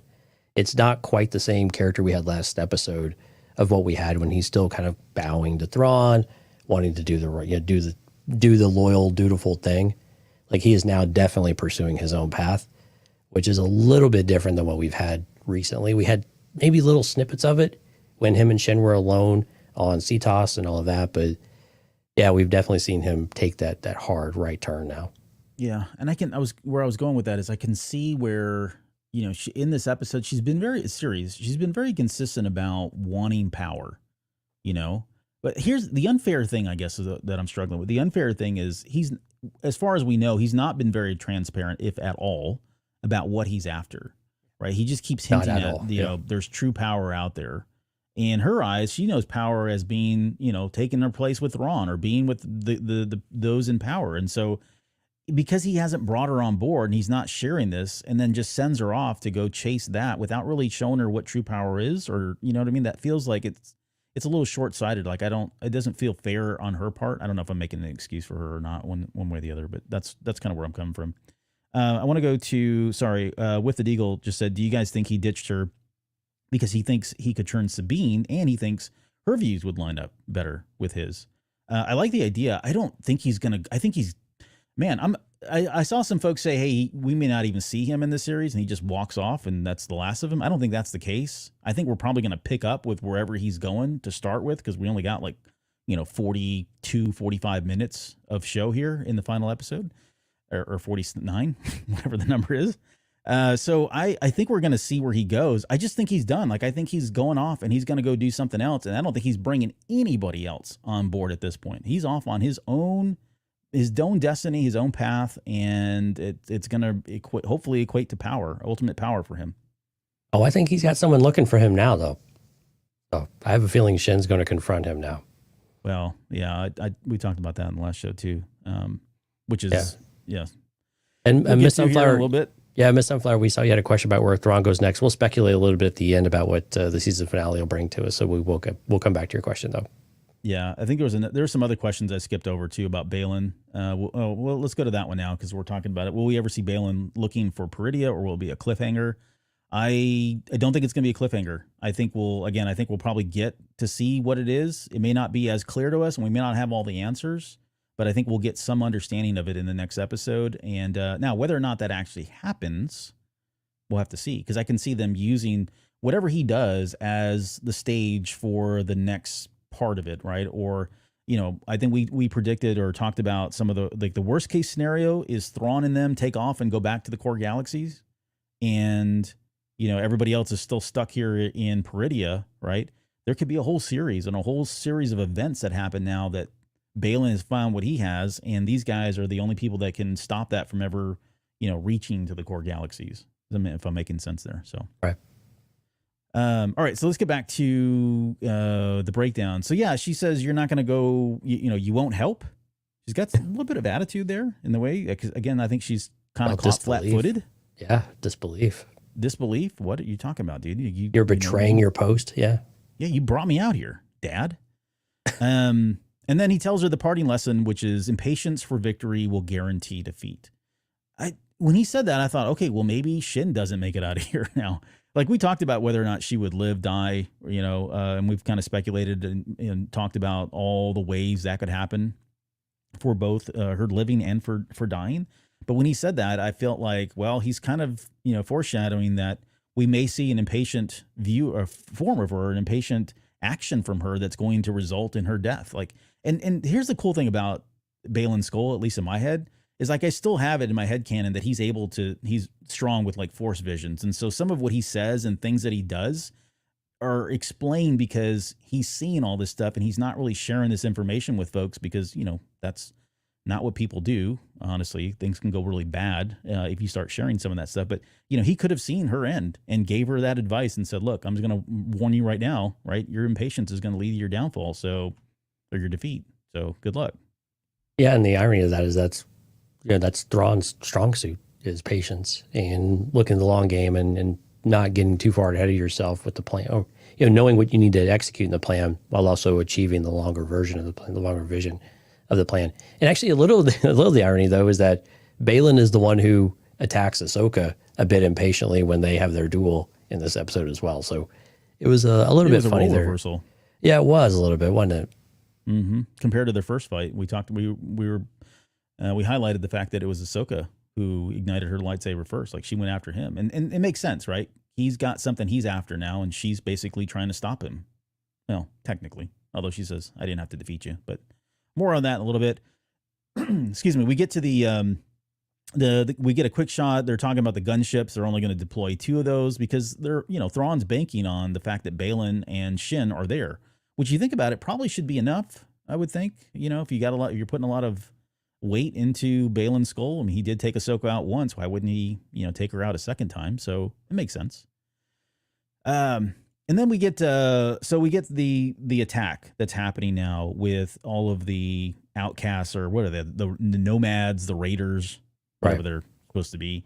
Sabine's got her dual blasters out. We get the Yuka, which I love because it was, I thought, maybe they already had slingshots, but if Ezra had to give them a weapon to build and teach them how to use, why not use a slingshot? That's what he used in the first, season of Star Wars Rebels. So it makes sense. I felt it was a nice little poetry thing. We can talk about the battle. I thought the battle was fine. It was, I didn't really say this about the criticism. Like on paper, if you read this, like it was perfectly fine. I felt like the execution on some of the action sequences wasn't really all that great. Like it didn't happen the way I think it could have been more exciting and more thrilling. We got like nothing from Sabine and Shin. Like that battle just kind of happened off screen, and then we came back and it was like over. It just, I don't know. Maybe they ran out of time, budget, whatever it was. But it felt like from this point on, this whole battle sequence, there were great moments. Don't get me wrong, moments of brilliance. I love the battle between Baylan Skoll and Ahsoka. But then some of the other stuff, just the way it was cut and sequenced, it just, I don't know. It felt a little wonky, a little clunky at times, but it was fine. I didn't have a problem with it. I'm just calling it out. So what'd you think? Yeah, I thought it was fine too. Again, I think it didn't feel like it had I think like you were saying, it didn't have that punch you were expecting it to with Ezra. I mean, and Ezra was really cool. He's using the Force. Again, I love the quips and the snarkiness. I'm with you though. The fight with Sabine and Shin, when I was watching it again today a couple of times, I was like, man, you get a little bit of it, but really get nothing. It was really cool when Sabine whipped out the lightsaber on the trooper or on the nomad. Yeah. It was like, heck yeah, man. She's getting all badass on him, like slashing and stabbing. And like she finally kind of embraced, all of these things all at once. And it was just really cool. Blaster in one hand, lightsaber in the other. And it was awesome. But yeah, it just felt like there's just a little bit of that excitement and that energy that's not all the way there all the time. There's moments where it works really well, but it's not that consistency that we're used to, I think, in some of these cutting of the sequences. And I think it's more of an editing thing than an action or an acting or anything like that. I think it's just more of an editing type of thing. And I don't know who holds responsibility for some of that stuff, but so it's good, but maybe not great in some ways, but really great moments. But it doesn't always hit you all the way through, but still really solid though. But again, I think it continues to be basically Ahsoka and Baylan being the more compelling, interaction and fight. Although I will say this though, that Ahsoka, when she jumps off of the howler and kind of slides, and even after she disposes of Shin, like the whole pose that she does was pretty wicked though. Like Rosario Dawson nailed it. Yeah. No, I'm with you. I enjoyed everything about that. We'll come to that here in just a little bit because I did like the whole part of her jumping off and all that. I mean, there was the Ben Quadraneros dude. His ship dropped first, and they had to circle back, and that was the whoopa that they did. No crab left behind kind of thing. Well, it's circle the wagons, man. That's what they did back in the Pioneer days. You circle the wagons, you put the weakest in the middle, and you circled for protection at night, right? Yep. So it's cool. It's like American history there. A little piece of Americana for everyone. I like Ezra's line of, "Who's that? She's like you, but she lacks a sense of humor. Determined, skilled. Lightsaber? Oh, yeah, great." That whole sequence there I thought was good. Well, with the Deagle actually made a comment about that. Do you guys like the way Filoni uses comic relief, or do you find it kind of lame? There were some funny moments during that fight. I agree. This is Ezra. I mean, this is him. Like everyone, what's his name? Emin Ezrani. I can never pronounce his name right. Who plays Ezra? Esmond Esfandi. Esmond Esfandi. Yeah, there you go. Sorry. But anyway, I thought he did really great. I mean, the quirks, the quips, they're all there, right? So yeah, I think it was perfect. I think this is consistent with what we had in Rebels, and it's just making its way on the big screen here. Yeah, I mean, it's Star Wars Rebels, and it's Ezra Bridger. So yeah, we're gonna get some. We're gonna get levity. It's just the way it goes. And I think I said this before. I think Filoni does like dialogue better than he does anything else. And I saw where there's some great examples. I have one coming up here in just a little bit with Hu Yang and Ahsoka. I think he does better with dialogue. It just feels natural. And right. With these characters, again, I mean, it makes sense. He's the creator, he's the writer, but it's very consistent. I felt it was very consistent. So whether it makes you laugh or chuckle, that's purely subjective, and everybody's got a different opinion. But I think it's consistent at least, and that's what I would expect, right? Everything it helps give these characters life in these more serious moments, and I think that's what helps bring them up to the surface and give them that dynamic kind of view to the viewer, which is what I like about these small things. This is why we like Chopper so much, right? You're in this really intense fight sequence, and then Chopper knocks a droid off the side of a building or something, right? It's just this casual humor that's, it's inserted within it because that's Star Wars. This is what you and I grew up with, right? You just have it baked into the material to where, because how often do you have serious comments at work or wherever else, and you slip in a little moment of levity that just helps the moment, even though it doesn't seem always totally appropriate, but it works. Yeah. So on that note, the next scene here, which is where Ahsoka is talking to Huyang about not needing to land, and we get into this exchange where he says, "Oh, not this again." She says, "Yes, this again. Remember what happened last time? You got the timing wrong. And didn't I feel terrible? No." Like the whole sequence is just so quick, and again, it is very much like there's a lot of, like, in the humor in Star Wars, there's humility, right? You think about Return of the Jedi, when Luke and Han finally get reunited on Tatooine. He's like, "How we doing? Oh, that bad, huh?" Right? It's just, they're always trying to play catch up, and they're not always on the front foot of things. And this is kind of what we're seeing here as well. So I think that was great. All right. So the whole fight though, going back, and I think you mentioned this in your opening thoughts, when Baylan Skoll, he says, "Are you surprised?" And he says no, or, not disappointed that he was there. Like he fully expected her to come back.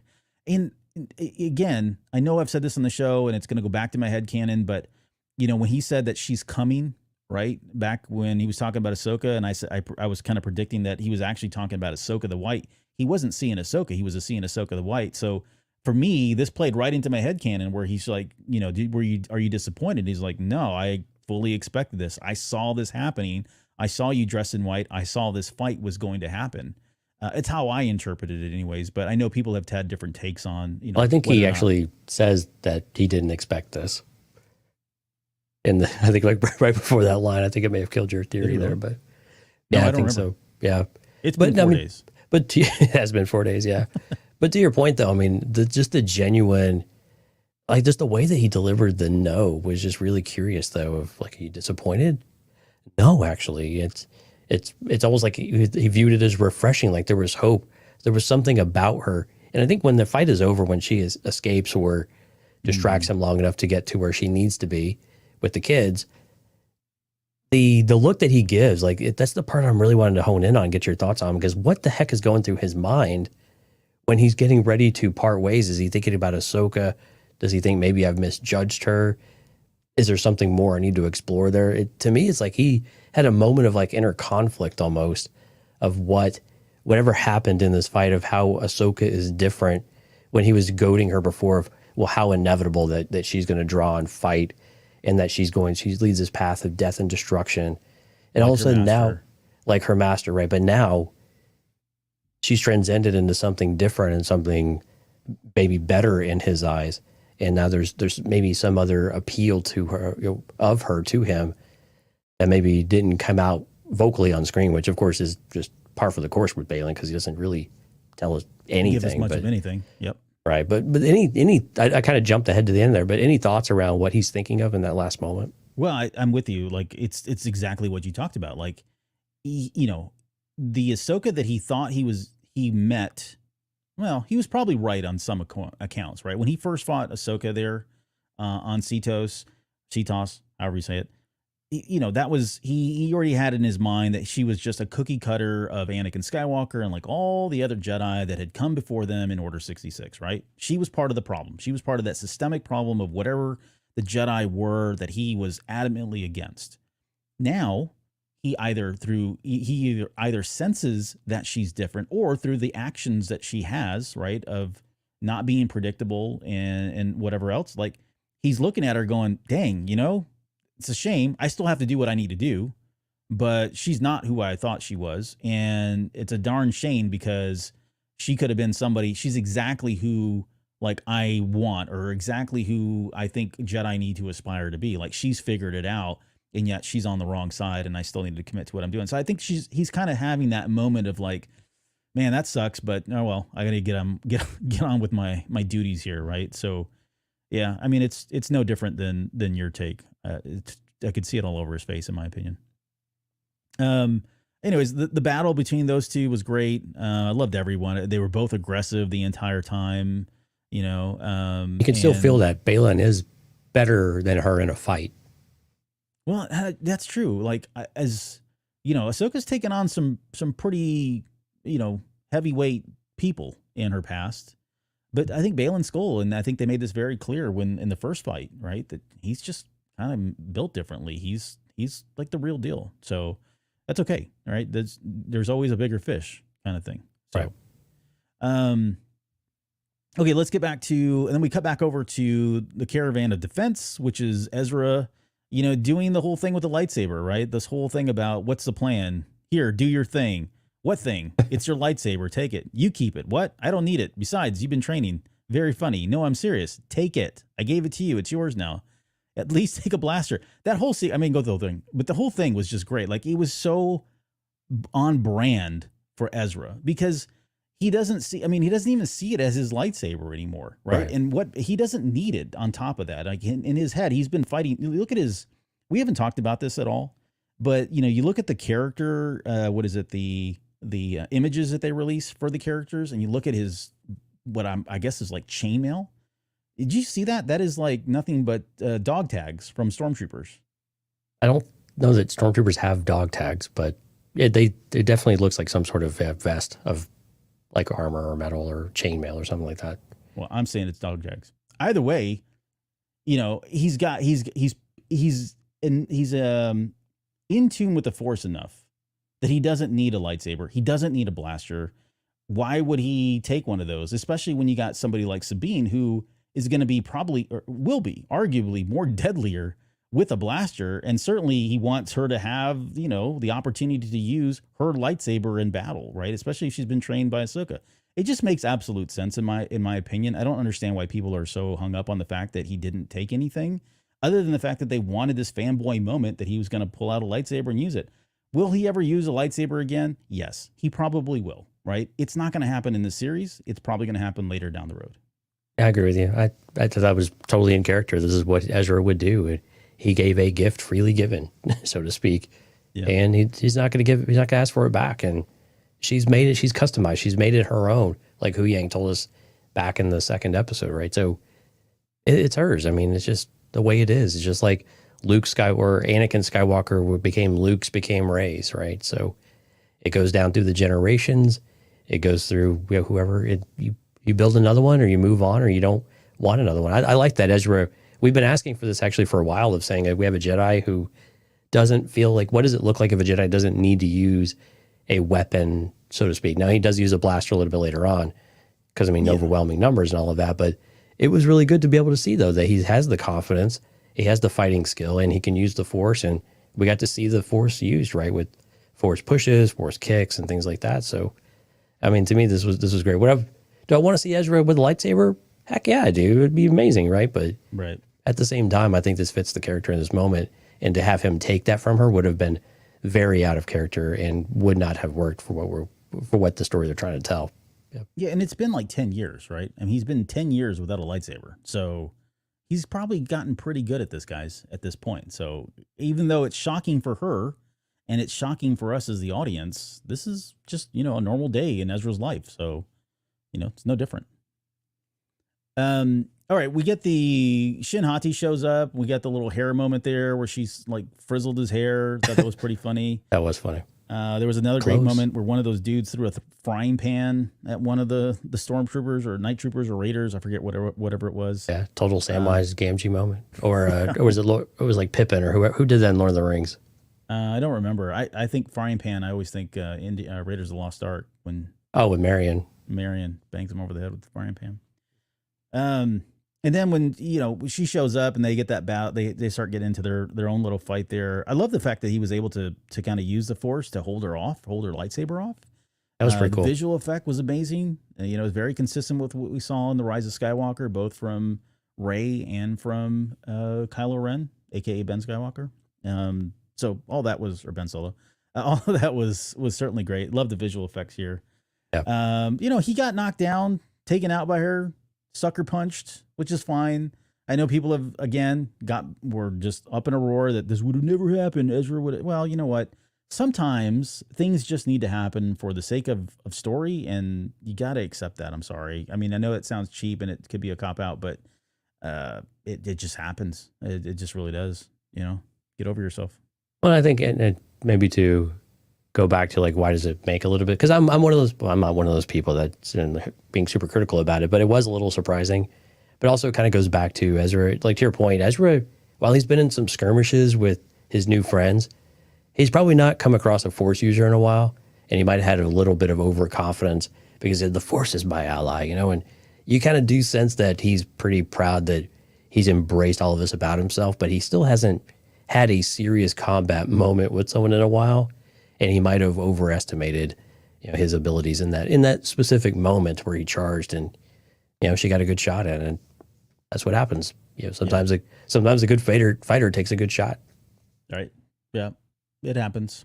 Back to the Baylan Skoll and Ahsoka fight. Again, more aggressive fighting. Baylan kicks her down, which I thought was pretty impressive.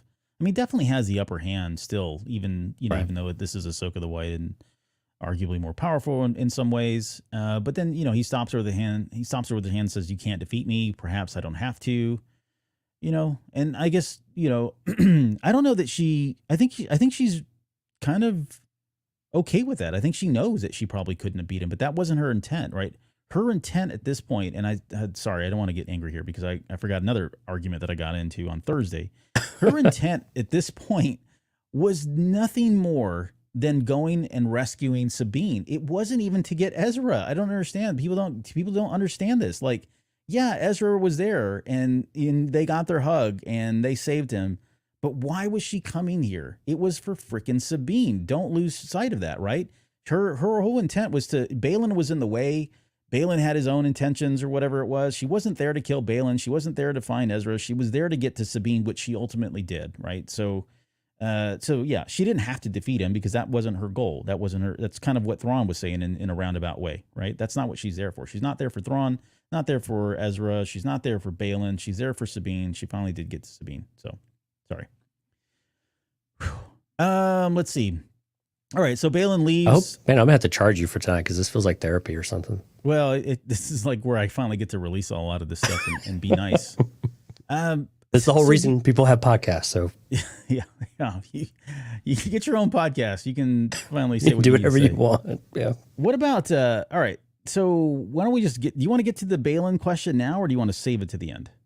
Let's just save it till the end. We'll just talk a little bit about it with like what the next episode looks like later. Yeah, we're coming around the corner here. So yeah.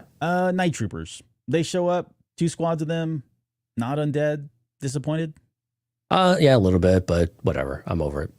Yeah, I was over it too. The one guy was kind of cool though. He had like the ribbons like in his eye holes. I was like, they are totally undead. Yeah, what's like you can't see out of that stupid helmet anyways, and now you're putting red tape over it. It's like, man, you want a challenge, dude. Like I don't understand why you would do that. I liked it though. It was cool, but I was disappointed that they weren't undead. It would have been so cool to see all of that though. My disappointment is only in the names. Like when we got the Sith troopers in The Rise of Skywalker, there's nothing Sith about them. They were just red. I mean, there was nothing. They just had to sell a new toy and put a name. Exactly. And then when I saw Night Trooper, I'm like, oh my goodness. All right. We got Night Sisters, Night Troopers. There's going to be some dark magic here. And then it's like, oh, womp, womp. So it's fine. That's it. I'm fine with it. It's whatever.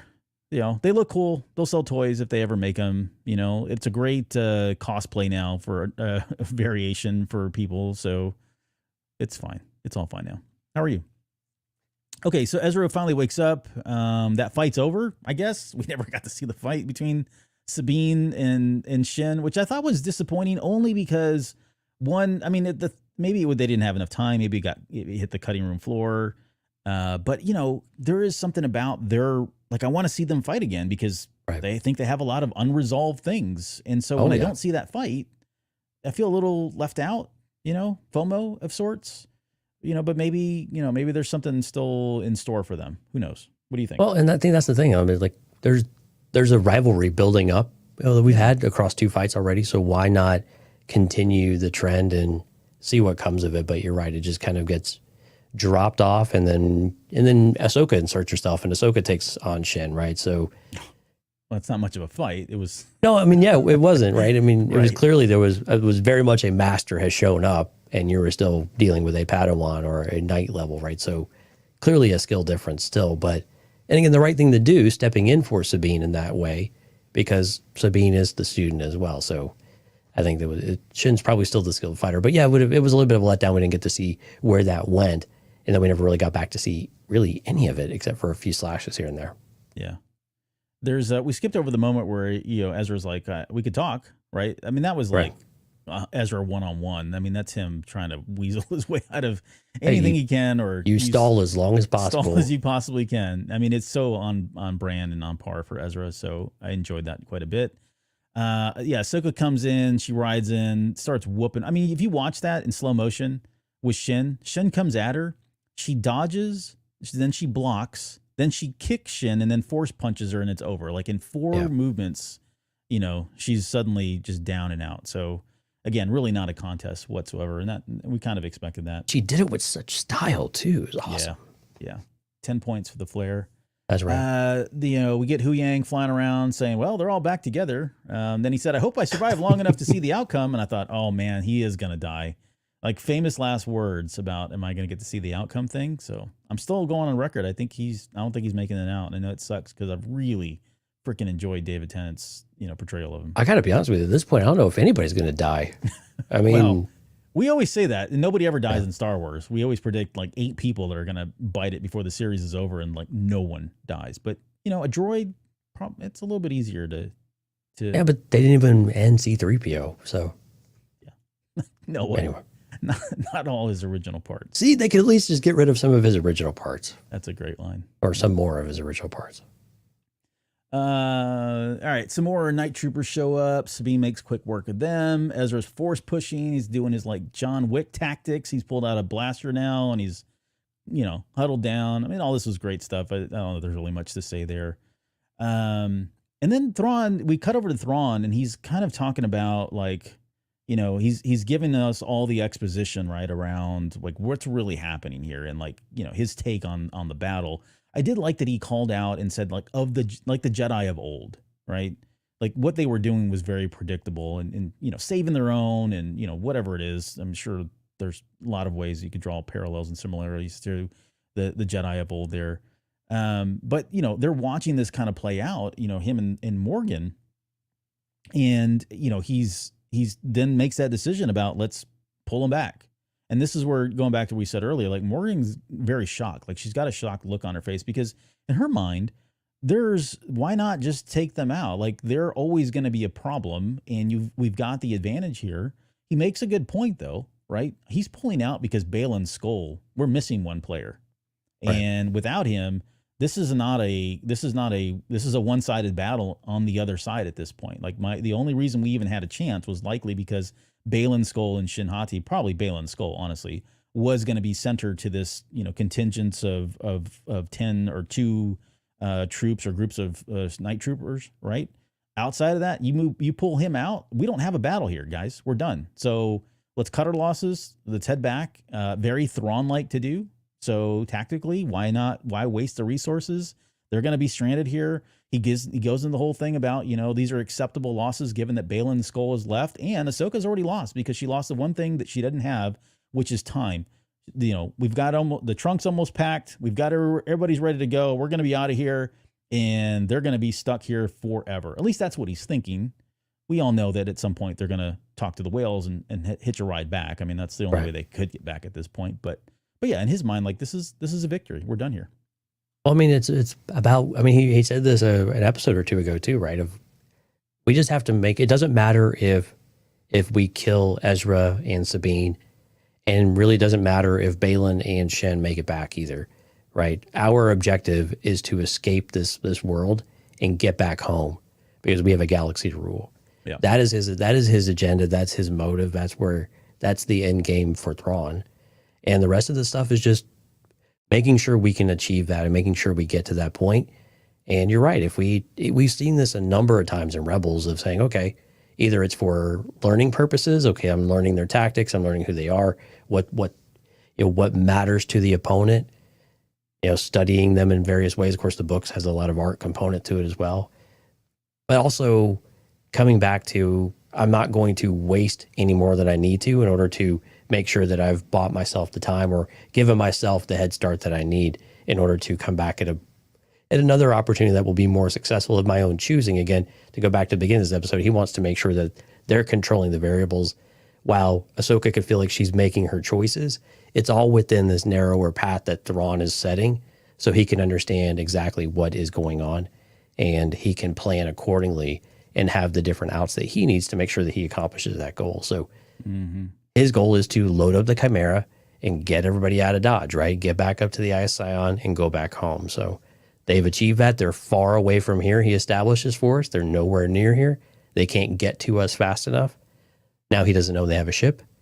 So does that complicate some things? I don't know. What to see what that actually, comes to. But from his perspective, it makes a lot of sense, right? Yeah. I mean, it definitely does. And a key component of any game or war is time management, right? That's really what he's doing. It's like not very exciting, honestly. But yeah, it's a key component of how many times have you seen it? We have, hey, go do a distraction, right? We need you to run interference for us. Buy us some time. Right. You see it all the time. Yeah, or even if you use a sports analogy, right? Running out the clock, Yeah. Doing it whatever you can to waste time, so it boils down and there's nothing left for the other opponent.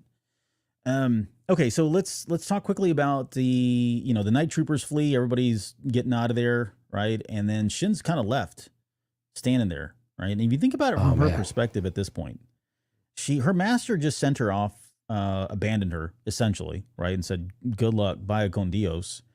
And on top of that, now she's stuck on a freaking horse trying to get back because everybody's leaving and they're flying off in a ship. So in my head, I mean, I could be wrong, but I wonder if when she gets back, like she's going to be like pulling up as the ship is taking off. And now she's going to feel like this double abandonment. Like who has her now? No one, her master left her. The people that he told her to go be with and be part of have now left her because they don't give a crap about her, right? Thrawn's made that very, very clear. Morgan doesn't care either, as far as I'm concerned. Right. Yeah. And so, I'm not going to I don't want to go down the path of like, is she going to be, excuse me, is she going to be redeemed? I'm not saying that, but I can see where her only choice at that point is going to be with Ezra, Sabine, and Ahsoka. Like, I don't know that she has an option to get back home or otherwise she's going to be stranded here. So, could she go back to them and say, I'm here, but I'm not your friend or anything like that, or just play them, try to use them for whatever, just to get off planet? I can see that more than, okay, I'm with the good guys now. I don't think that there's a motivation there for that just yet, but I can see her using this, trying to take advantage of them for the sole purpose of like, hey, everybody's left me and I don't want to be here anymore. And you guys are my only ride out of here at this point. Yeah, I had to spend a lot of time because I'm like, why didn't you just get on one of the ships with the night troopers? And I think some of that may have, like, to answer my own question, was more around the ideas of, I can't go back to Thrawn empty-handed as a failure in that way, especially with Morgan Elsbeth. To your point, she knows she's not going to get any favors from Morgan Elsbeth. She's going to be treated a certain way. And if you come back less than victorious, then you've achieved nothing. And she has not gained the victory that she wants to break her chains, so to speak, right? Now, one thing that I've been thinking more about, though, is I think she's going to go after Baylan. And whatever Baylan finds or is looking for, I wonder if whatever that is finds Shin, or whatever, they eliminate Baylan, and then she takes what Baylan was looking for.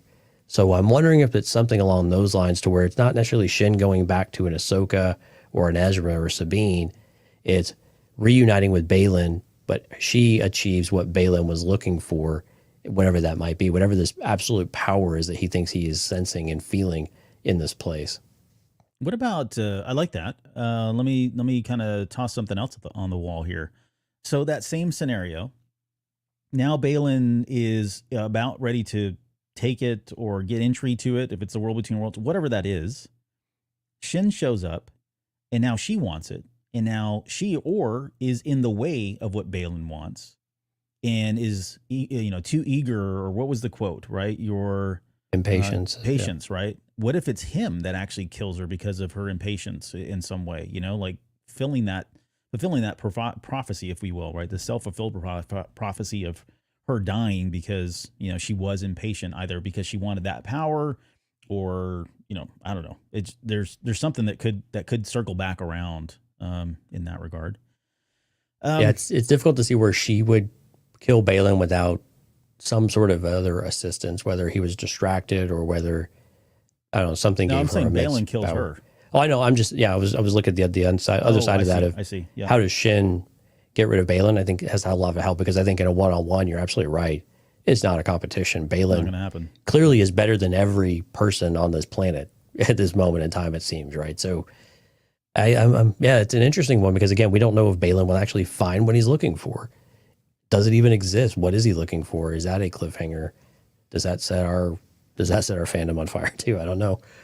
So it's an interesting one though. But I think Shin goes after Baylan though. So Ahsoka says, "Hey, surrender your weapon." Well, she doesn't say "Hey." Sorry, I added that in there. Hey girl. She says, "Hey girl." She says, "Surrender your weapon. I can help you." Do you think there was a moment where she considered that? I don't know, man. She just had this look of abject terror on her face of like, oh my gosh, my entire world has just crumbled around me. Mm-hmm. Like she just looked like a scared child to me in that moment. I mean, it was so perfectly played by Ivana Sakno in that moment. Yeah, I thought so too. Yeah. Because we haven't seen that really any kind of emotion from her, and all of a sudden now you're like, oh my gosh, she is absolutely terrified of what to do, and the only thing she can do is run. I don't think she did. I think she doesn't see a path with them at all, and it probably is so foreign to her that she couldn't even, pretend to start to try to make sense of what that offer means, right? I'd like to think that she thought about it, but I don't know why she would have a reason to, or that she'd just be able to sift through all of her feelings and emotions in that moment just to be able to even understand what the offer actually meant, rather than just being a prisoner. Because again, Shin has always wanted freedom, and she's felt like she's been kind of weighed down a bit. I think in this series, we've seen that too, where she feels a little in the dark. Why would I want to trade one master for another master? And now I'm going to be basically a prisoner and a war criminal in that way. Yeah. I think for me, in that moment of sheer terror in, feeling that the anxiety of the abandonment, that for all of about like half a second, like 0.5 seconds, I think she may have considered it, or like, hey, this is, please. And it was probably fleeting at that point. But I do wonder, like, if they do go down the route of her, again, not redemption, I'm not going to even go so far as to say she's coming over to the light side or whatever, but the idea that Ahsoka put that out there, I think was enough to put doubt in her mind that if she had nothing else left, she probably knows that she could come back and they wouldn't kill her, they wouldn't attack her, and that may just be a way, right? A means to an ends, which is get off this godforsaken planet and out of this galaxy and get back home. We'll just leave it at that for now.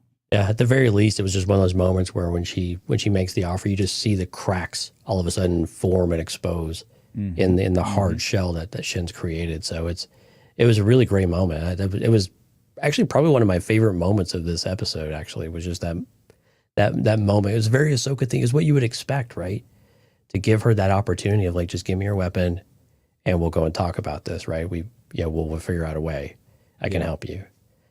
And for her, I mean, she reacted the way that we would expect her to. But yeah, this was a really, really great moment, though. Yeah, and ultimately, she does what her master tells her to do. As much as she may not, she's probably questioned it, doesn't like the idea. She leaves and heads back to Thrawn's army to go take her place. Like, that's what my master said I need to do, and good luck, man. It's not going to happen. I can tell you that right now. So, okay, I don't think that's where she's going. Yeah, well, that's true too. Okay, let's get to the very last bit here. I mean, it ends on a lighter moment, a nicer moment, if you will, right? It's all friends is what Ezra says, but we get the whole "I thought you were dead," Ahsoka laughing. I love that look she gave her, like, yeah, right, like you thought I was dead kind of look. I said something totally different on a little meme that I made earlier this week, but we won't say that on the air. The Noki come out, cute little guys. Lauren, I know, breathed a huge sigh of relief. The anxiety was just building that they were going to kill one of those, and thankfully they all lived, Lauren. So your worst fears did not come true. And then he says, I think I might be going home after all, which was like, oh boy, so sad because he still doesn't know, right? And this gets to like the frustration because no one said, wait, let's just talk about that here real quick. But it does feel like those could be the famous last words too. Like when he said that, I thought, okay, well, I guess they aren't going to go home. Not yet anyways. I don't think it's going to happen. It doesn't, because like we said, for a lot of the reasons, which primarily is just, you got to get Thrawn there, and having Ahsoka, Sabine, and them pop up immediately afterwards doesn't do well for Thrawn, right? He's got to set himself up. He's got to do, we've already talked about this. I don't want to rehash it, but I just feel like he's going to get there before they do. I think eventually they will get there. I just don't know that it's going to happen in this series. Yeah, I mean, again, it's like Ezra, we need to go talk to your star whale friends, not space whales, but star whales. Yeah, star whales. Yeah, we need to go talk to your whale friends here, and maybe we'll collect some krill on the way or whatever, and we'll feed them. But space krill. Yeah, star krill, not space krill. Star krill. Yeah. But yeah, I mean, it's curious though. Like, how are they going to get back home? I mean, they still haven't figured any of that stuff out. Even Ahsoka's not answering the questions now that Sabine's throwing out there, and saying, you were dead? Yeah. And Ahsoka's like, I just want to get a hug, and everything's fine. We solve problems with hugs these days. It's really important in Star Wars. But yeah, I mean, there's still got a long way to go. We still got the better part of 45 minutes to 50 minutes of an episode to come. So we'll see what that looks like. But how do you want them to get back to our galaxy? Do you want them to ride the Purrgil back, or do you want them to find another way through Sion or whatever it might be? Like, how do you want them to get back? Well, I mean, they have a ship, so they can travel intergalactic, right? So finding the Purrgil is not too difficult. Well, they have a ship, at least right now. We'll see what happens in the next episode. Well, and then how long does it take that ship to go versus how they would go? So yeah, you're right. They probably could go, but it might take them considerably longer than it will take Thrawn and company, I guess, huh? Yeah. Well, I'm not saying, okay, so what I'm saying is the T-16 ain't going to make it. It's not capable of traveling in between galaxies, right? So the only way they can get off the galaxy or get out of this galaxy is through the Purrgil. What we don't know is how often the Purrgil come back to this planet. Oh, right. Is it, once every year, right? That would be convenient from a storytelling perspective. Like a whole year has passed and, that finally they're going to show up. But we don't know how long. So they're going to have to wait for the next cycle of the Purrgil to show up. And that might be very unceremonious, right? It could just be as simple as they get in the ship, they fly out to outer space on Peridia. Ezra gets out, links up with the Purrgil, says, yeah, we're good. They jump into the belly and they blast all the way back home. Yeah, we promised no mines this time. Gosh. Right. Happened one time, man. Or they may say, hey, sorry, we've got to make a few stops on the way, so it's going to take a little bit longer, but we'll eventually get there. Who knows, right? But I don't think it's going to be, a very dramatic kind of ceremonious type event when they finally do hitch a ride with the Purrgil, because we've already seen it. It just needs to happen. The more dramatic piece is going to be what happens when they show up. Like what's the state of the galaxy? And now that Thrawn's been there for, I'm just saying for the sake of the discussion, it's been a year.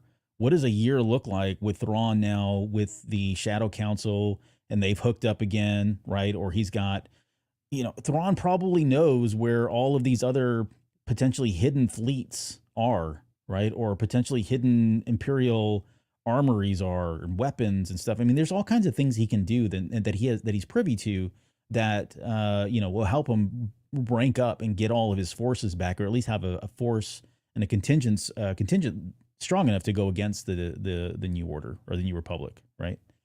I'm sorry, I'm kind of waxing in some of the questions that came up a little bit later, and I'm trying to remember what they were. So Ms. Sunflower says, where will Thrawn go once he gets back to the core galaxy? Because because he has to remain under the radar, right? Exegol, Chiss homeworld, other parts of the unknown regions. I think he's just going to go right in. Even though, yes, the New Republic is in power. Oh, well, let me walk that back just a little bit. I think he's going to lay low and to do what I just talked about, like getting his forces back, calling in some favors with some old friends, holding a Shadow Council meeting, right? All that stuff. But once he's set, I don't think a lot of time's going to pass. I think he's going to suddenly become this power and this force in the galaxy again as quickly as possible, because he's going to know that the New Republic is incompetent. They've made it very clear, in most of these series so far, that these guys don't have their crap together, right? And this is going to drive that wedge between the resistance as well, right? The shortcomings of the New Republic. I think that's all going to get exposed, and I think it's just pure fodder for somebody like Thrawn. I agree with you. I think it's going to be a meeting with the Shadow Council. I think we do get a Shadow Council appearance at the very end of the next episode. It's kind of my guess, and I think, if there's a battle or whatever the attack is on the New Republic, if it begins at all, I think we will see the Shadow Council come up, and that's exactly what it is. We need to strike, and we need to strike relatively soon, because we don't want any other of these loose ends to catch up to us. Especially, there's got to be a conflict before we leave Peridia too, right? So Thrawn, it might be a case where he knows that no one's following, or he might have, okay, they survived, they found a way to follow us before. Can it happen again? And if it does, then I really do need to go ahead and we need to do this relatively quickly, because we got to catch them off guard. And if they have any ability to be able to regroup, and I'm totally there with you, they're basically incompetent and unwilling to acknowledge any threats that they might have in the galaxy, the New Republic, to where you hit them now and you hit them hard and you send everything into utter chaos, to where people are looking for the Empire and embracing the Empire when they come back. Yeah. Yep. Noah's question in here: any chance that we get a nod to Thrawn's art obsession in the finale? That's what I ultimately thought of when I saw the Night Sister statues. I don't know that they'll do that. I would say, I think in my head he's already done this, because you look at the way the Night Sisters react to him. They're like, "Yes, Admiral." They're like very subservient to him, right? And I think part of that is because they're bringing out their dead, and he is again a means to an end. He is a way for them to get back to Dathomir and repopulate that planet, if that is really what they're trying to do. So I can see where they're playing nice with him and being subservient, but I don't know that that's truly where their loyalty lies. But where I was going with that is, I think probably through his understanding and his learning of their culture and their arts, he's probably gained favor with them in that way. I don't know that we'll see any more of that in this episode, because I just don't know there's going to be enough time for that exposition. Yeah, I'd love to see the art come into play, but I just don't know where it would fit at this point, because we're not really exploring. A lot of the times we've seen the art is because he's been trying to learn something about his opponent, and he probably knows his opponents right now, unless there's something new with the Night Sisters that we haven't necessarily seen yet. But I'm with you. I think it's still an alliance enough at this point, and we'll see where it goes at the end of the episode. But probably going to be a casualty of the series. But we don't know. Maybe there will be a little bit of a name drop, or at least an idea drop that he did this at some point. But you're right. It kind of baked into his normal way of doing business, where it can, of observing a culture and observing, the historical significance of things to learn something about them. So yeah, I would anticipate, because the other part of this, though, that does make me curious about this question, though, is that he kind of snickers when he says that Lord Baylan, when he's talking about Baylan, disappearing. It's almost like this nod of anticipation. He expected him to bail on things. Like he never really trusted him, which of course we kind of knew. But it's curious what Thrawn is thinking about in that moment, as to why it warranted a smirk to think about Baylan Skoll not being there. Do you think he had any? And I can see where this is just coming to me right now, so I have not had a chance to think this through. But I wonder if he knew what is on Peridia. Like there was something like tantalizing about Peridia that would attract somebody like Baylan Skoll, and he was just waiting for him to make it. And then when he did, he was like, "Yep, I knew it." He knew all about this, and now he's going after it. And so what? I'm still leaving, kind of thing. Yeah, and that's exactly kind of what Noah's question kind of brought back to mind was, does Thrawn know about maybe this mysterious thing, object, deity, source of power that is a source of legend, effectively, right? Not necessarily any proof or evidence of it, but something where he kind of snickers about it, because that's maybe it's a fool's errand, or I kind of expected a former Jedi to go after some power like that just makes too much sense, right? Right, because he's heard the fairy tales, or he knows about the fairy tales and what's been, promised here. Right. And maybe it's there, and maybe he's already had a run at it and felt like it's, again, like you said, a fool's errand. Like, no, it's not within the grasp of any one person. Nobody can actually achieve this, and so he's kind of ruled this out. Maybe heck, for all we know, Ezra knows about this.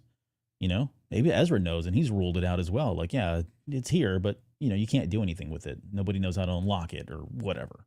Right. Sorry. There was another question. Where was it at? Oh, you want to just let me get to this one that Miss Sunflower just threw in there, and then we'll get to like the $1 million question. But Miss Sunflower says, will we see Palpatine Exegol army versus Thrawn army in the future? Probably not. Yeah, I don't think we will. I don't know where. I don't know how they would fit that in. So we don't know. To be fair, we don't really know the timeline of the Exegol army, right? It's when we get to the Rise of Skywalker, it's there and it's massive, and they've been building this up as part of the First Order. I think it's probably safe to assume that some of this is going on right now. Maybe it's like the pre-construction, or it's the ramp up, right, of whatever Palpatine's plans are. I don't think they're on the same line. I think the Exegol Palpatine army is on a different path, different course than what Thrawn has here. So I don't think they'll ever cross at any point. I would love for them to go out to Exegol, but because that would play into him knowing about Operation Cinder, knowing about Palpatine's plans. I think what we've got is not a lot of people really knew about it, and most of those were like in his inner circle, and it was mostly focused on just bringing him back to life. And I don't get a sense just yet that Thrawn, at least in canon, was actually a part of any of that. Right, and I don't know that the people in the Shadow Council were either. I think is where I would go with that too. The people that we knew, yeah, but they were all kind of. I mean, but Hux definitely wasn't, right, yeah, there's some ambiguity there, but I think in general, though, like you said, very few people knew of that, and did Thrawn know about it? Probably, maybe not yet, because Thrawn disappeared well before really the war got started, in full effect. So maybe didn't have any of that knowledge. So some of that would have to come later. So that means Thrawn would have to be around for a while. But it's an interesting concept. I mean, I like the idea that it seems like he would definitely be part of Palpatine's inner circle to understand and learn some of that. I don't know how on board Thrawn would be with some of it, and again, it kind of goes back to, okay, what would Thrawn do longer term with Empire versus the Chiss as well? So there's a lot of things in there. Does it start to mess with canon in the sequel, in the Skywalker saga, is the part that I would probably ask the question. When you start blending those in, they definitely have crossover and overlap and interaction. But if you go a little too heavy-handed in that, the movies start to make a lot less sense, even more so than they do in some areas already, right? And this is the risk you have when you insert content before, as it was kind of a prequel to that era. You start to really, you can. There's a risk of always watering that down and kind of breaking it in some ways. And I don't know that Filoni has that intent to do it. I think he's trying to carve out a unique niche here that fits, without necessarily, of course, with the explicit rule that we've talked about of not undoing anything that's already happened. Yeah. Yeah, I think you're right. Happened in the future, but in our past. Right. Yeah. You're right. You're kind of treading in. You're encroaching on, jacking with some of the canon that's already been established by doing this, and so it's probably safer just to not even go there. Honestly. Well, it would be viewed as disrespecting the people, like his predecessors' work too, and also completely probably causing a rift in the fandom again, which is not what we want to do. And that's not what they want to do. They want to produce good content everybody enjoys, right? So that's not the intent. Yeah. Okay. Final question. And this is the one that keeps me up at night. Will we ever see what Baylan is looking for in Peridia, or will it be a cliffhanger? So we kind of addressed it a little bit here, but I guess final word on this one. Yeah, I mean, I think it's going to be a cliffhanger. But again, I think it's not going to be, I think Baylan Skoll, I mean, it seems so insensitive to talk about this, but Ray Stevenson isn't with us, so it just seems like this Baylan Skoll character is not going any further, and probably dies in this series, right? And I don't know if they planned for that or not. again, I'm not trying to be totally insensitive about it, but I'm trying to be pragmatic about it a little bit too, and practical in some ways. But I like the idea of it being a cliffhanger because you don't ever have to actually come back and explore it if you don't want to, but you could, and you could leave it out there. Just like Mortis, right? Mortis, I highly question if we will ever actually get anything specific to Mortis ever again. I really do. I know, but it's such a point of talking, right? That everybody is so energized about it, but you can always work it in some ways. But this might be another one of those things. But I have a feeling if they're going to lay breadcrumbs, then they would anticipate at least entertaining exploring in the future. But I don't know that we'll get a lot of. I don't know that we'll get a lot of it. But I think we got to get something though, right? We need something to come about from this to help us understand what it is that Baylan is actually trying to achieve. What is he trying to find? What is talking to him? Even if it doesn't necessarily have a specific name assigned to it in the series, it has to be something that we can kind of grab hold of. Is it something that we know already that we could pull from Legends or something else that we've seen, or is it something brand new? And there might be an amalgamation of all of that.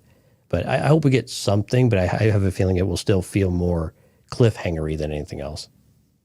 Yeah. And the only, again, I said earlier, this is what I, lose sleep over, but it's either going to be the world between worlds or it's something that we just hasn't been defined yet. Like the world between worlds was when it was first shown to us in Star Wars Rebels. We had never thought of anything like that prior. I mean, that was so groundbreaking and kind of revolutionized our thinking of the Force and the way Star Wars works. Right. So it's not, so Filoni's fully capable, and it's in his right to kind of create something new that we just can't predict or think about. That's probably fair.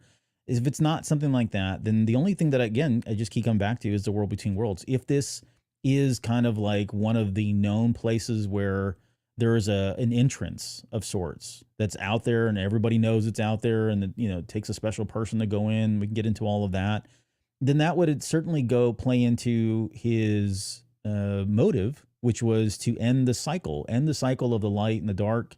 This would mean he'd go back to when the Jedi Order started, or whenever he felt like it kind of lost its ways. It didn't have to go back to the beginning. We've talked about that. Maybe that's one option, but another option would be, if there was a historic moment that we're not aware of, or maybe it's something that's, within the timeline that we already know Star Wars to be in canonically, maybe he goes back in time and tries to set things right or wrong in that regard.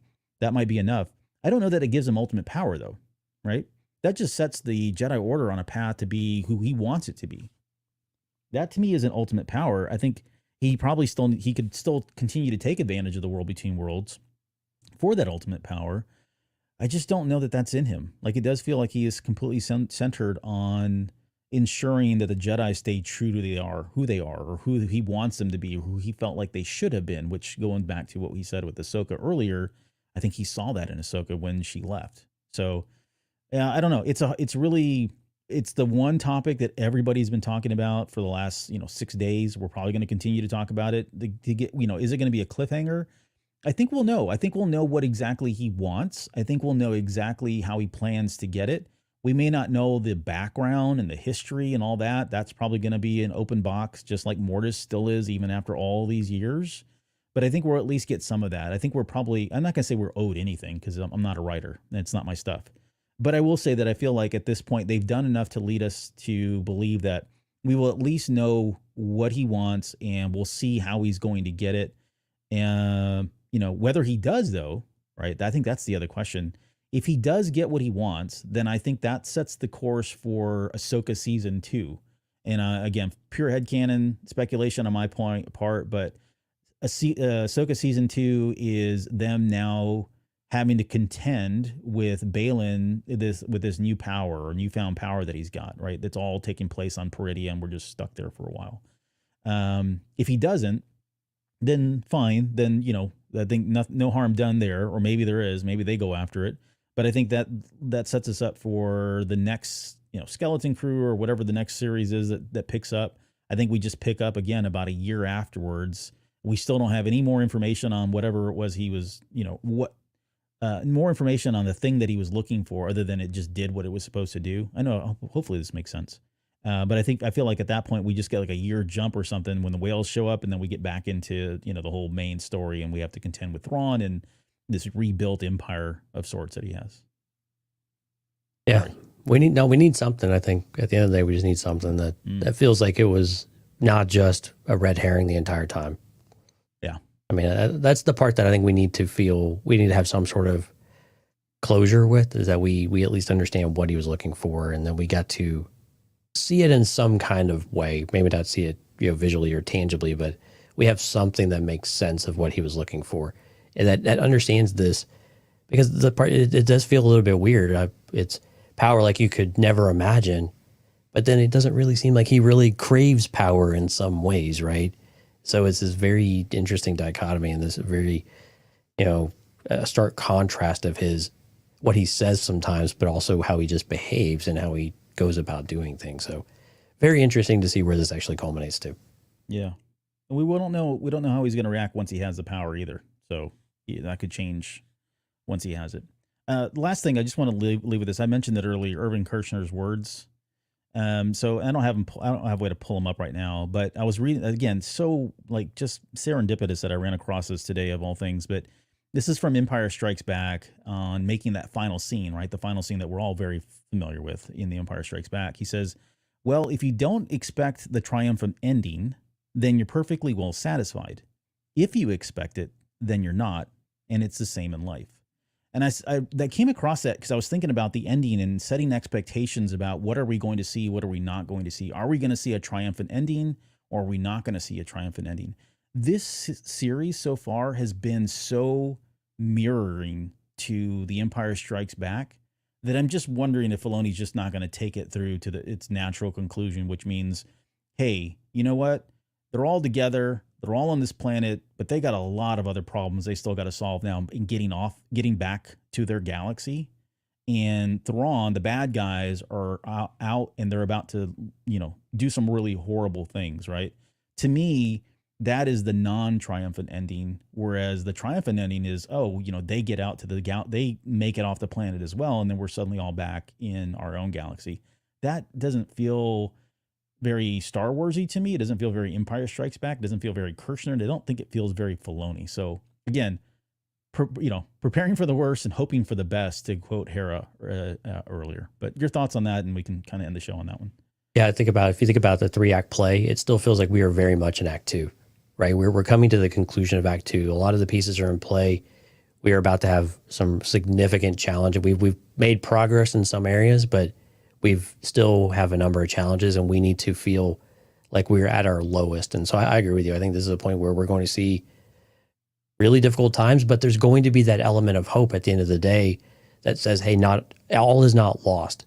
There is a way forward. There is a path forward, because that is Star Wars, right? It's that hope, is that belief that you can still pull this together, even when things get really, really bad, that you still have each other. You still have that light within you that you can go grab onto, and you can trust in the Force, you can trust in your friends, that you're going to pull through and you're going to be able to do it. So I think this is very much the culmination of Act 2 of the Filoni verse, and then the Favreau verse, if you want to call it that. That's kind of what we're facing in all of this. So we're closing out Act 2 before we get into the final stretch of 2 or 3 different series or whatever it is of those seasons that bring us to the movie or whatever. Yeah. Cool. All right. Well said. Hey, who else we can trust in? We can trust in our amazing listeners here that stayed up past midnight Central Time and past 1 a.m. on the East Coast. We had more than a couple of dozen folks out here so late, so thank you all so much, especially Steph, Alexandra, Jennifer, Music Train, Sky, Jack, Danny, Kathy, Miss Sunflower, Barb's Basement, Riley, Noah, With the Deagle, and Alex. Thank you all so much. If I missed anyone, it was not intentional. I apologize. But again, thank you. If you're listening to this, cantinacast.com/YouTube, we'd love for you to come out and join a live stream so we can take your questions and throw up them on screen, and hopefully have another 2-hour plus conversation. Yeah, and I'm not sure when we're going to come back and do the final episode. We might do it Wednesday night. I have to talk to Jonesy about that. So, I think we might have to do it Wednesday, as I can't see myself waiting till Thursday to talk about a finale. Okay. Never happened, but Right. We'll talk about it offline. But so that'll be the next show. So we'll come back either Wednesday or Thursday, do our finale, and then we'll play it from here. We've got a lot to talk about here too. I mean, there's a lot of stuff that we still haven't even really broken down like we normally have in the past. So Even though we are kind of ending this series and saga of television for Star Wars, plenty to talk about here over the next few months. And phase 3 of the High Republic is officially starting up. So that's going to be fun to talk about. I'm going to have fun. I don't know if you are, but yeah, pretty exciting times, man. Yeah, back to the characters that we know and see how do we apply what we learned in phase 2. Yeah. What did we learn in phase 2? What did we learn in phase 2? Here, you want to look at this guy? I successfully creeped the entire time. Look, and then he puts a comment just to calm down. No, thanks for being here, man. Appreciate it. All right, guys. Well, thanks for being here again. Great show. Thanks for all the comments, all the questions. Thanks for staying up. And yeah, we'll see you guys here in just like, what, 3 days? But sounds like it. Yeah. Okay. 3 days. See you then.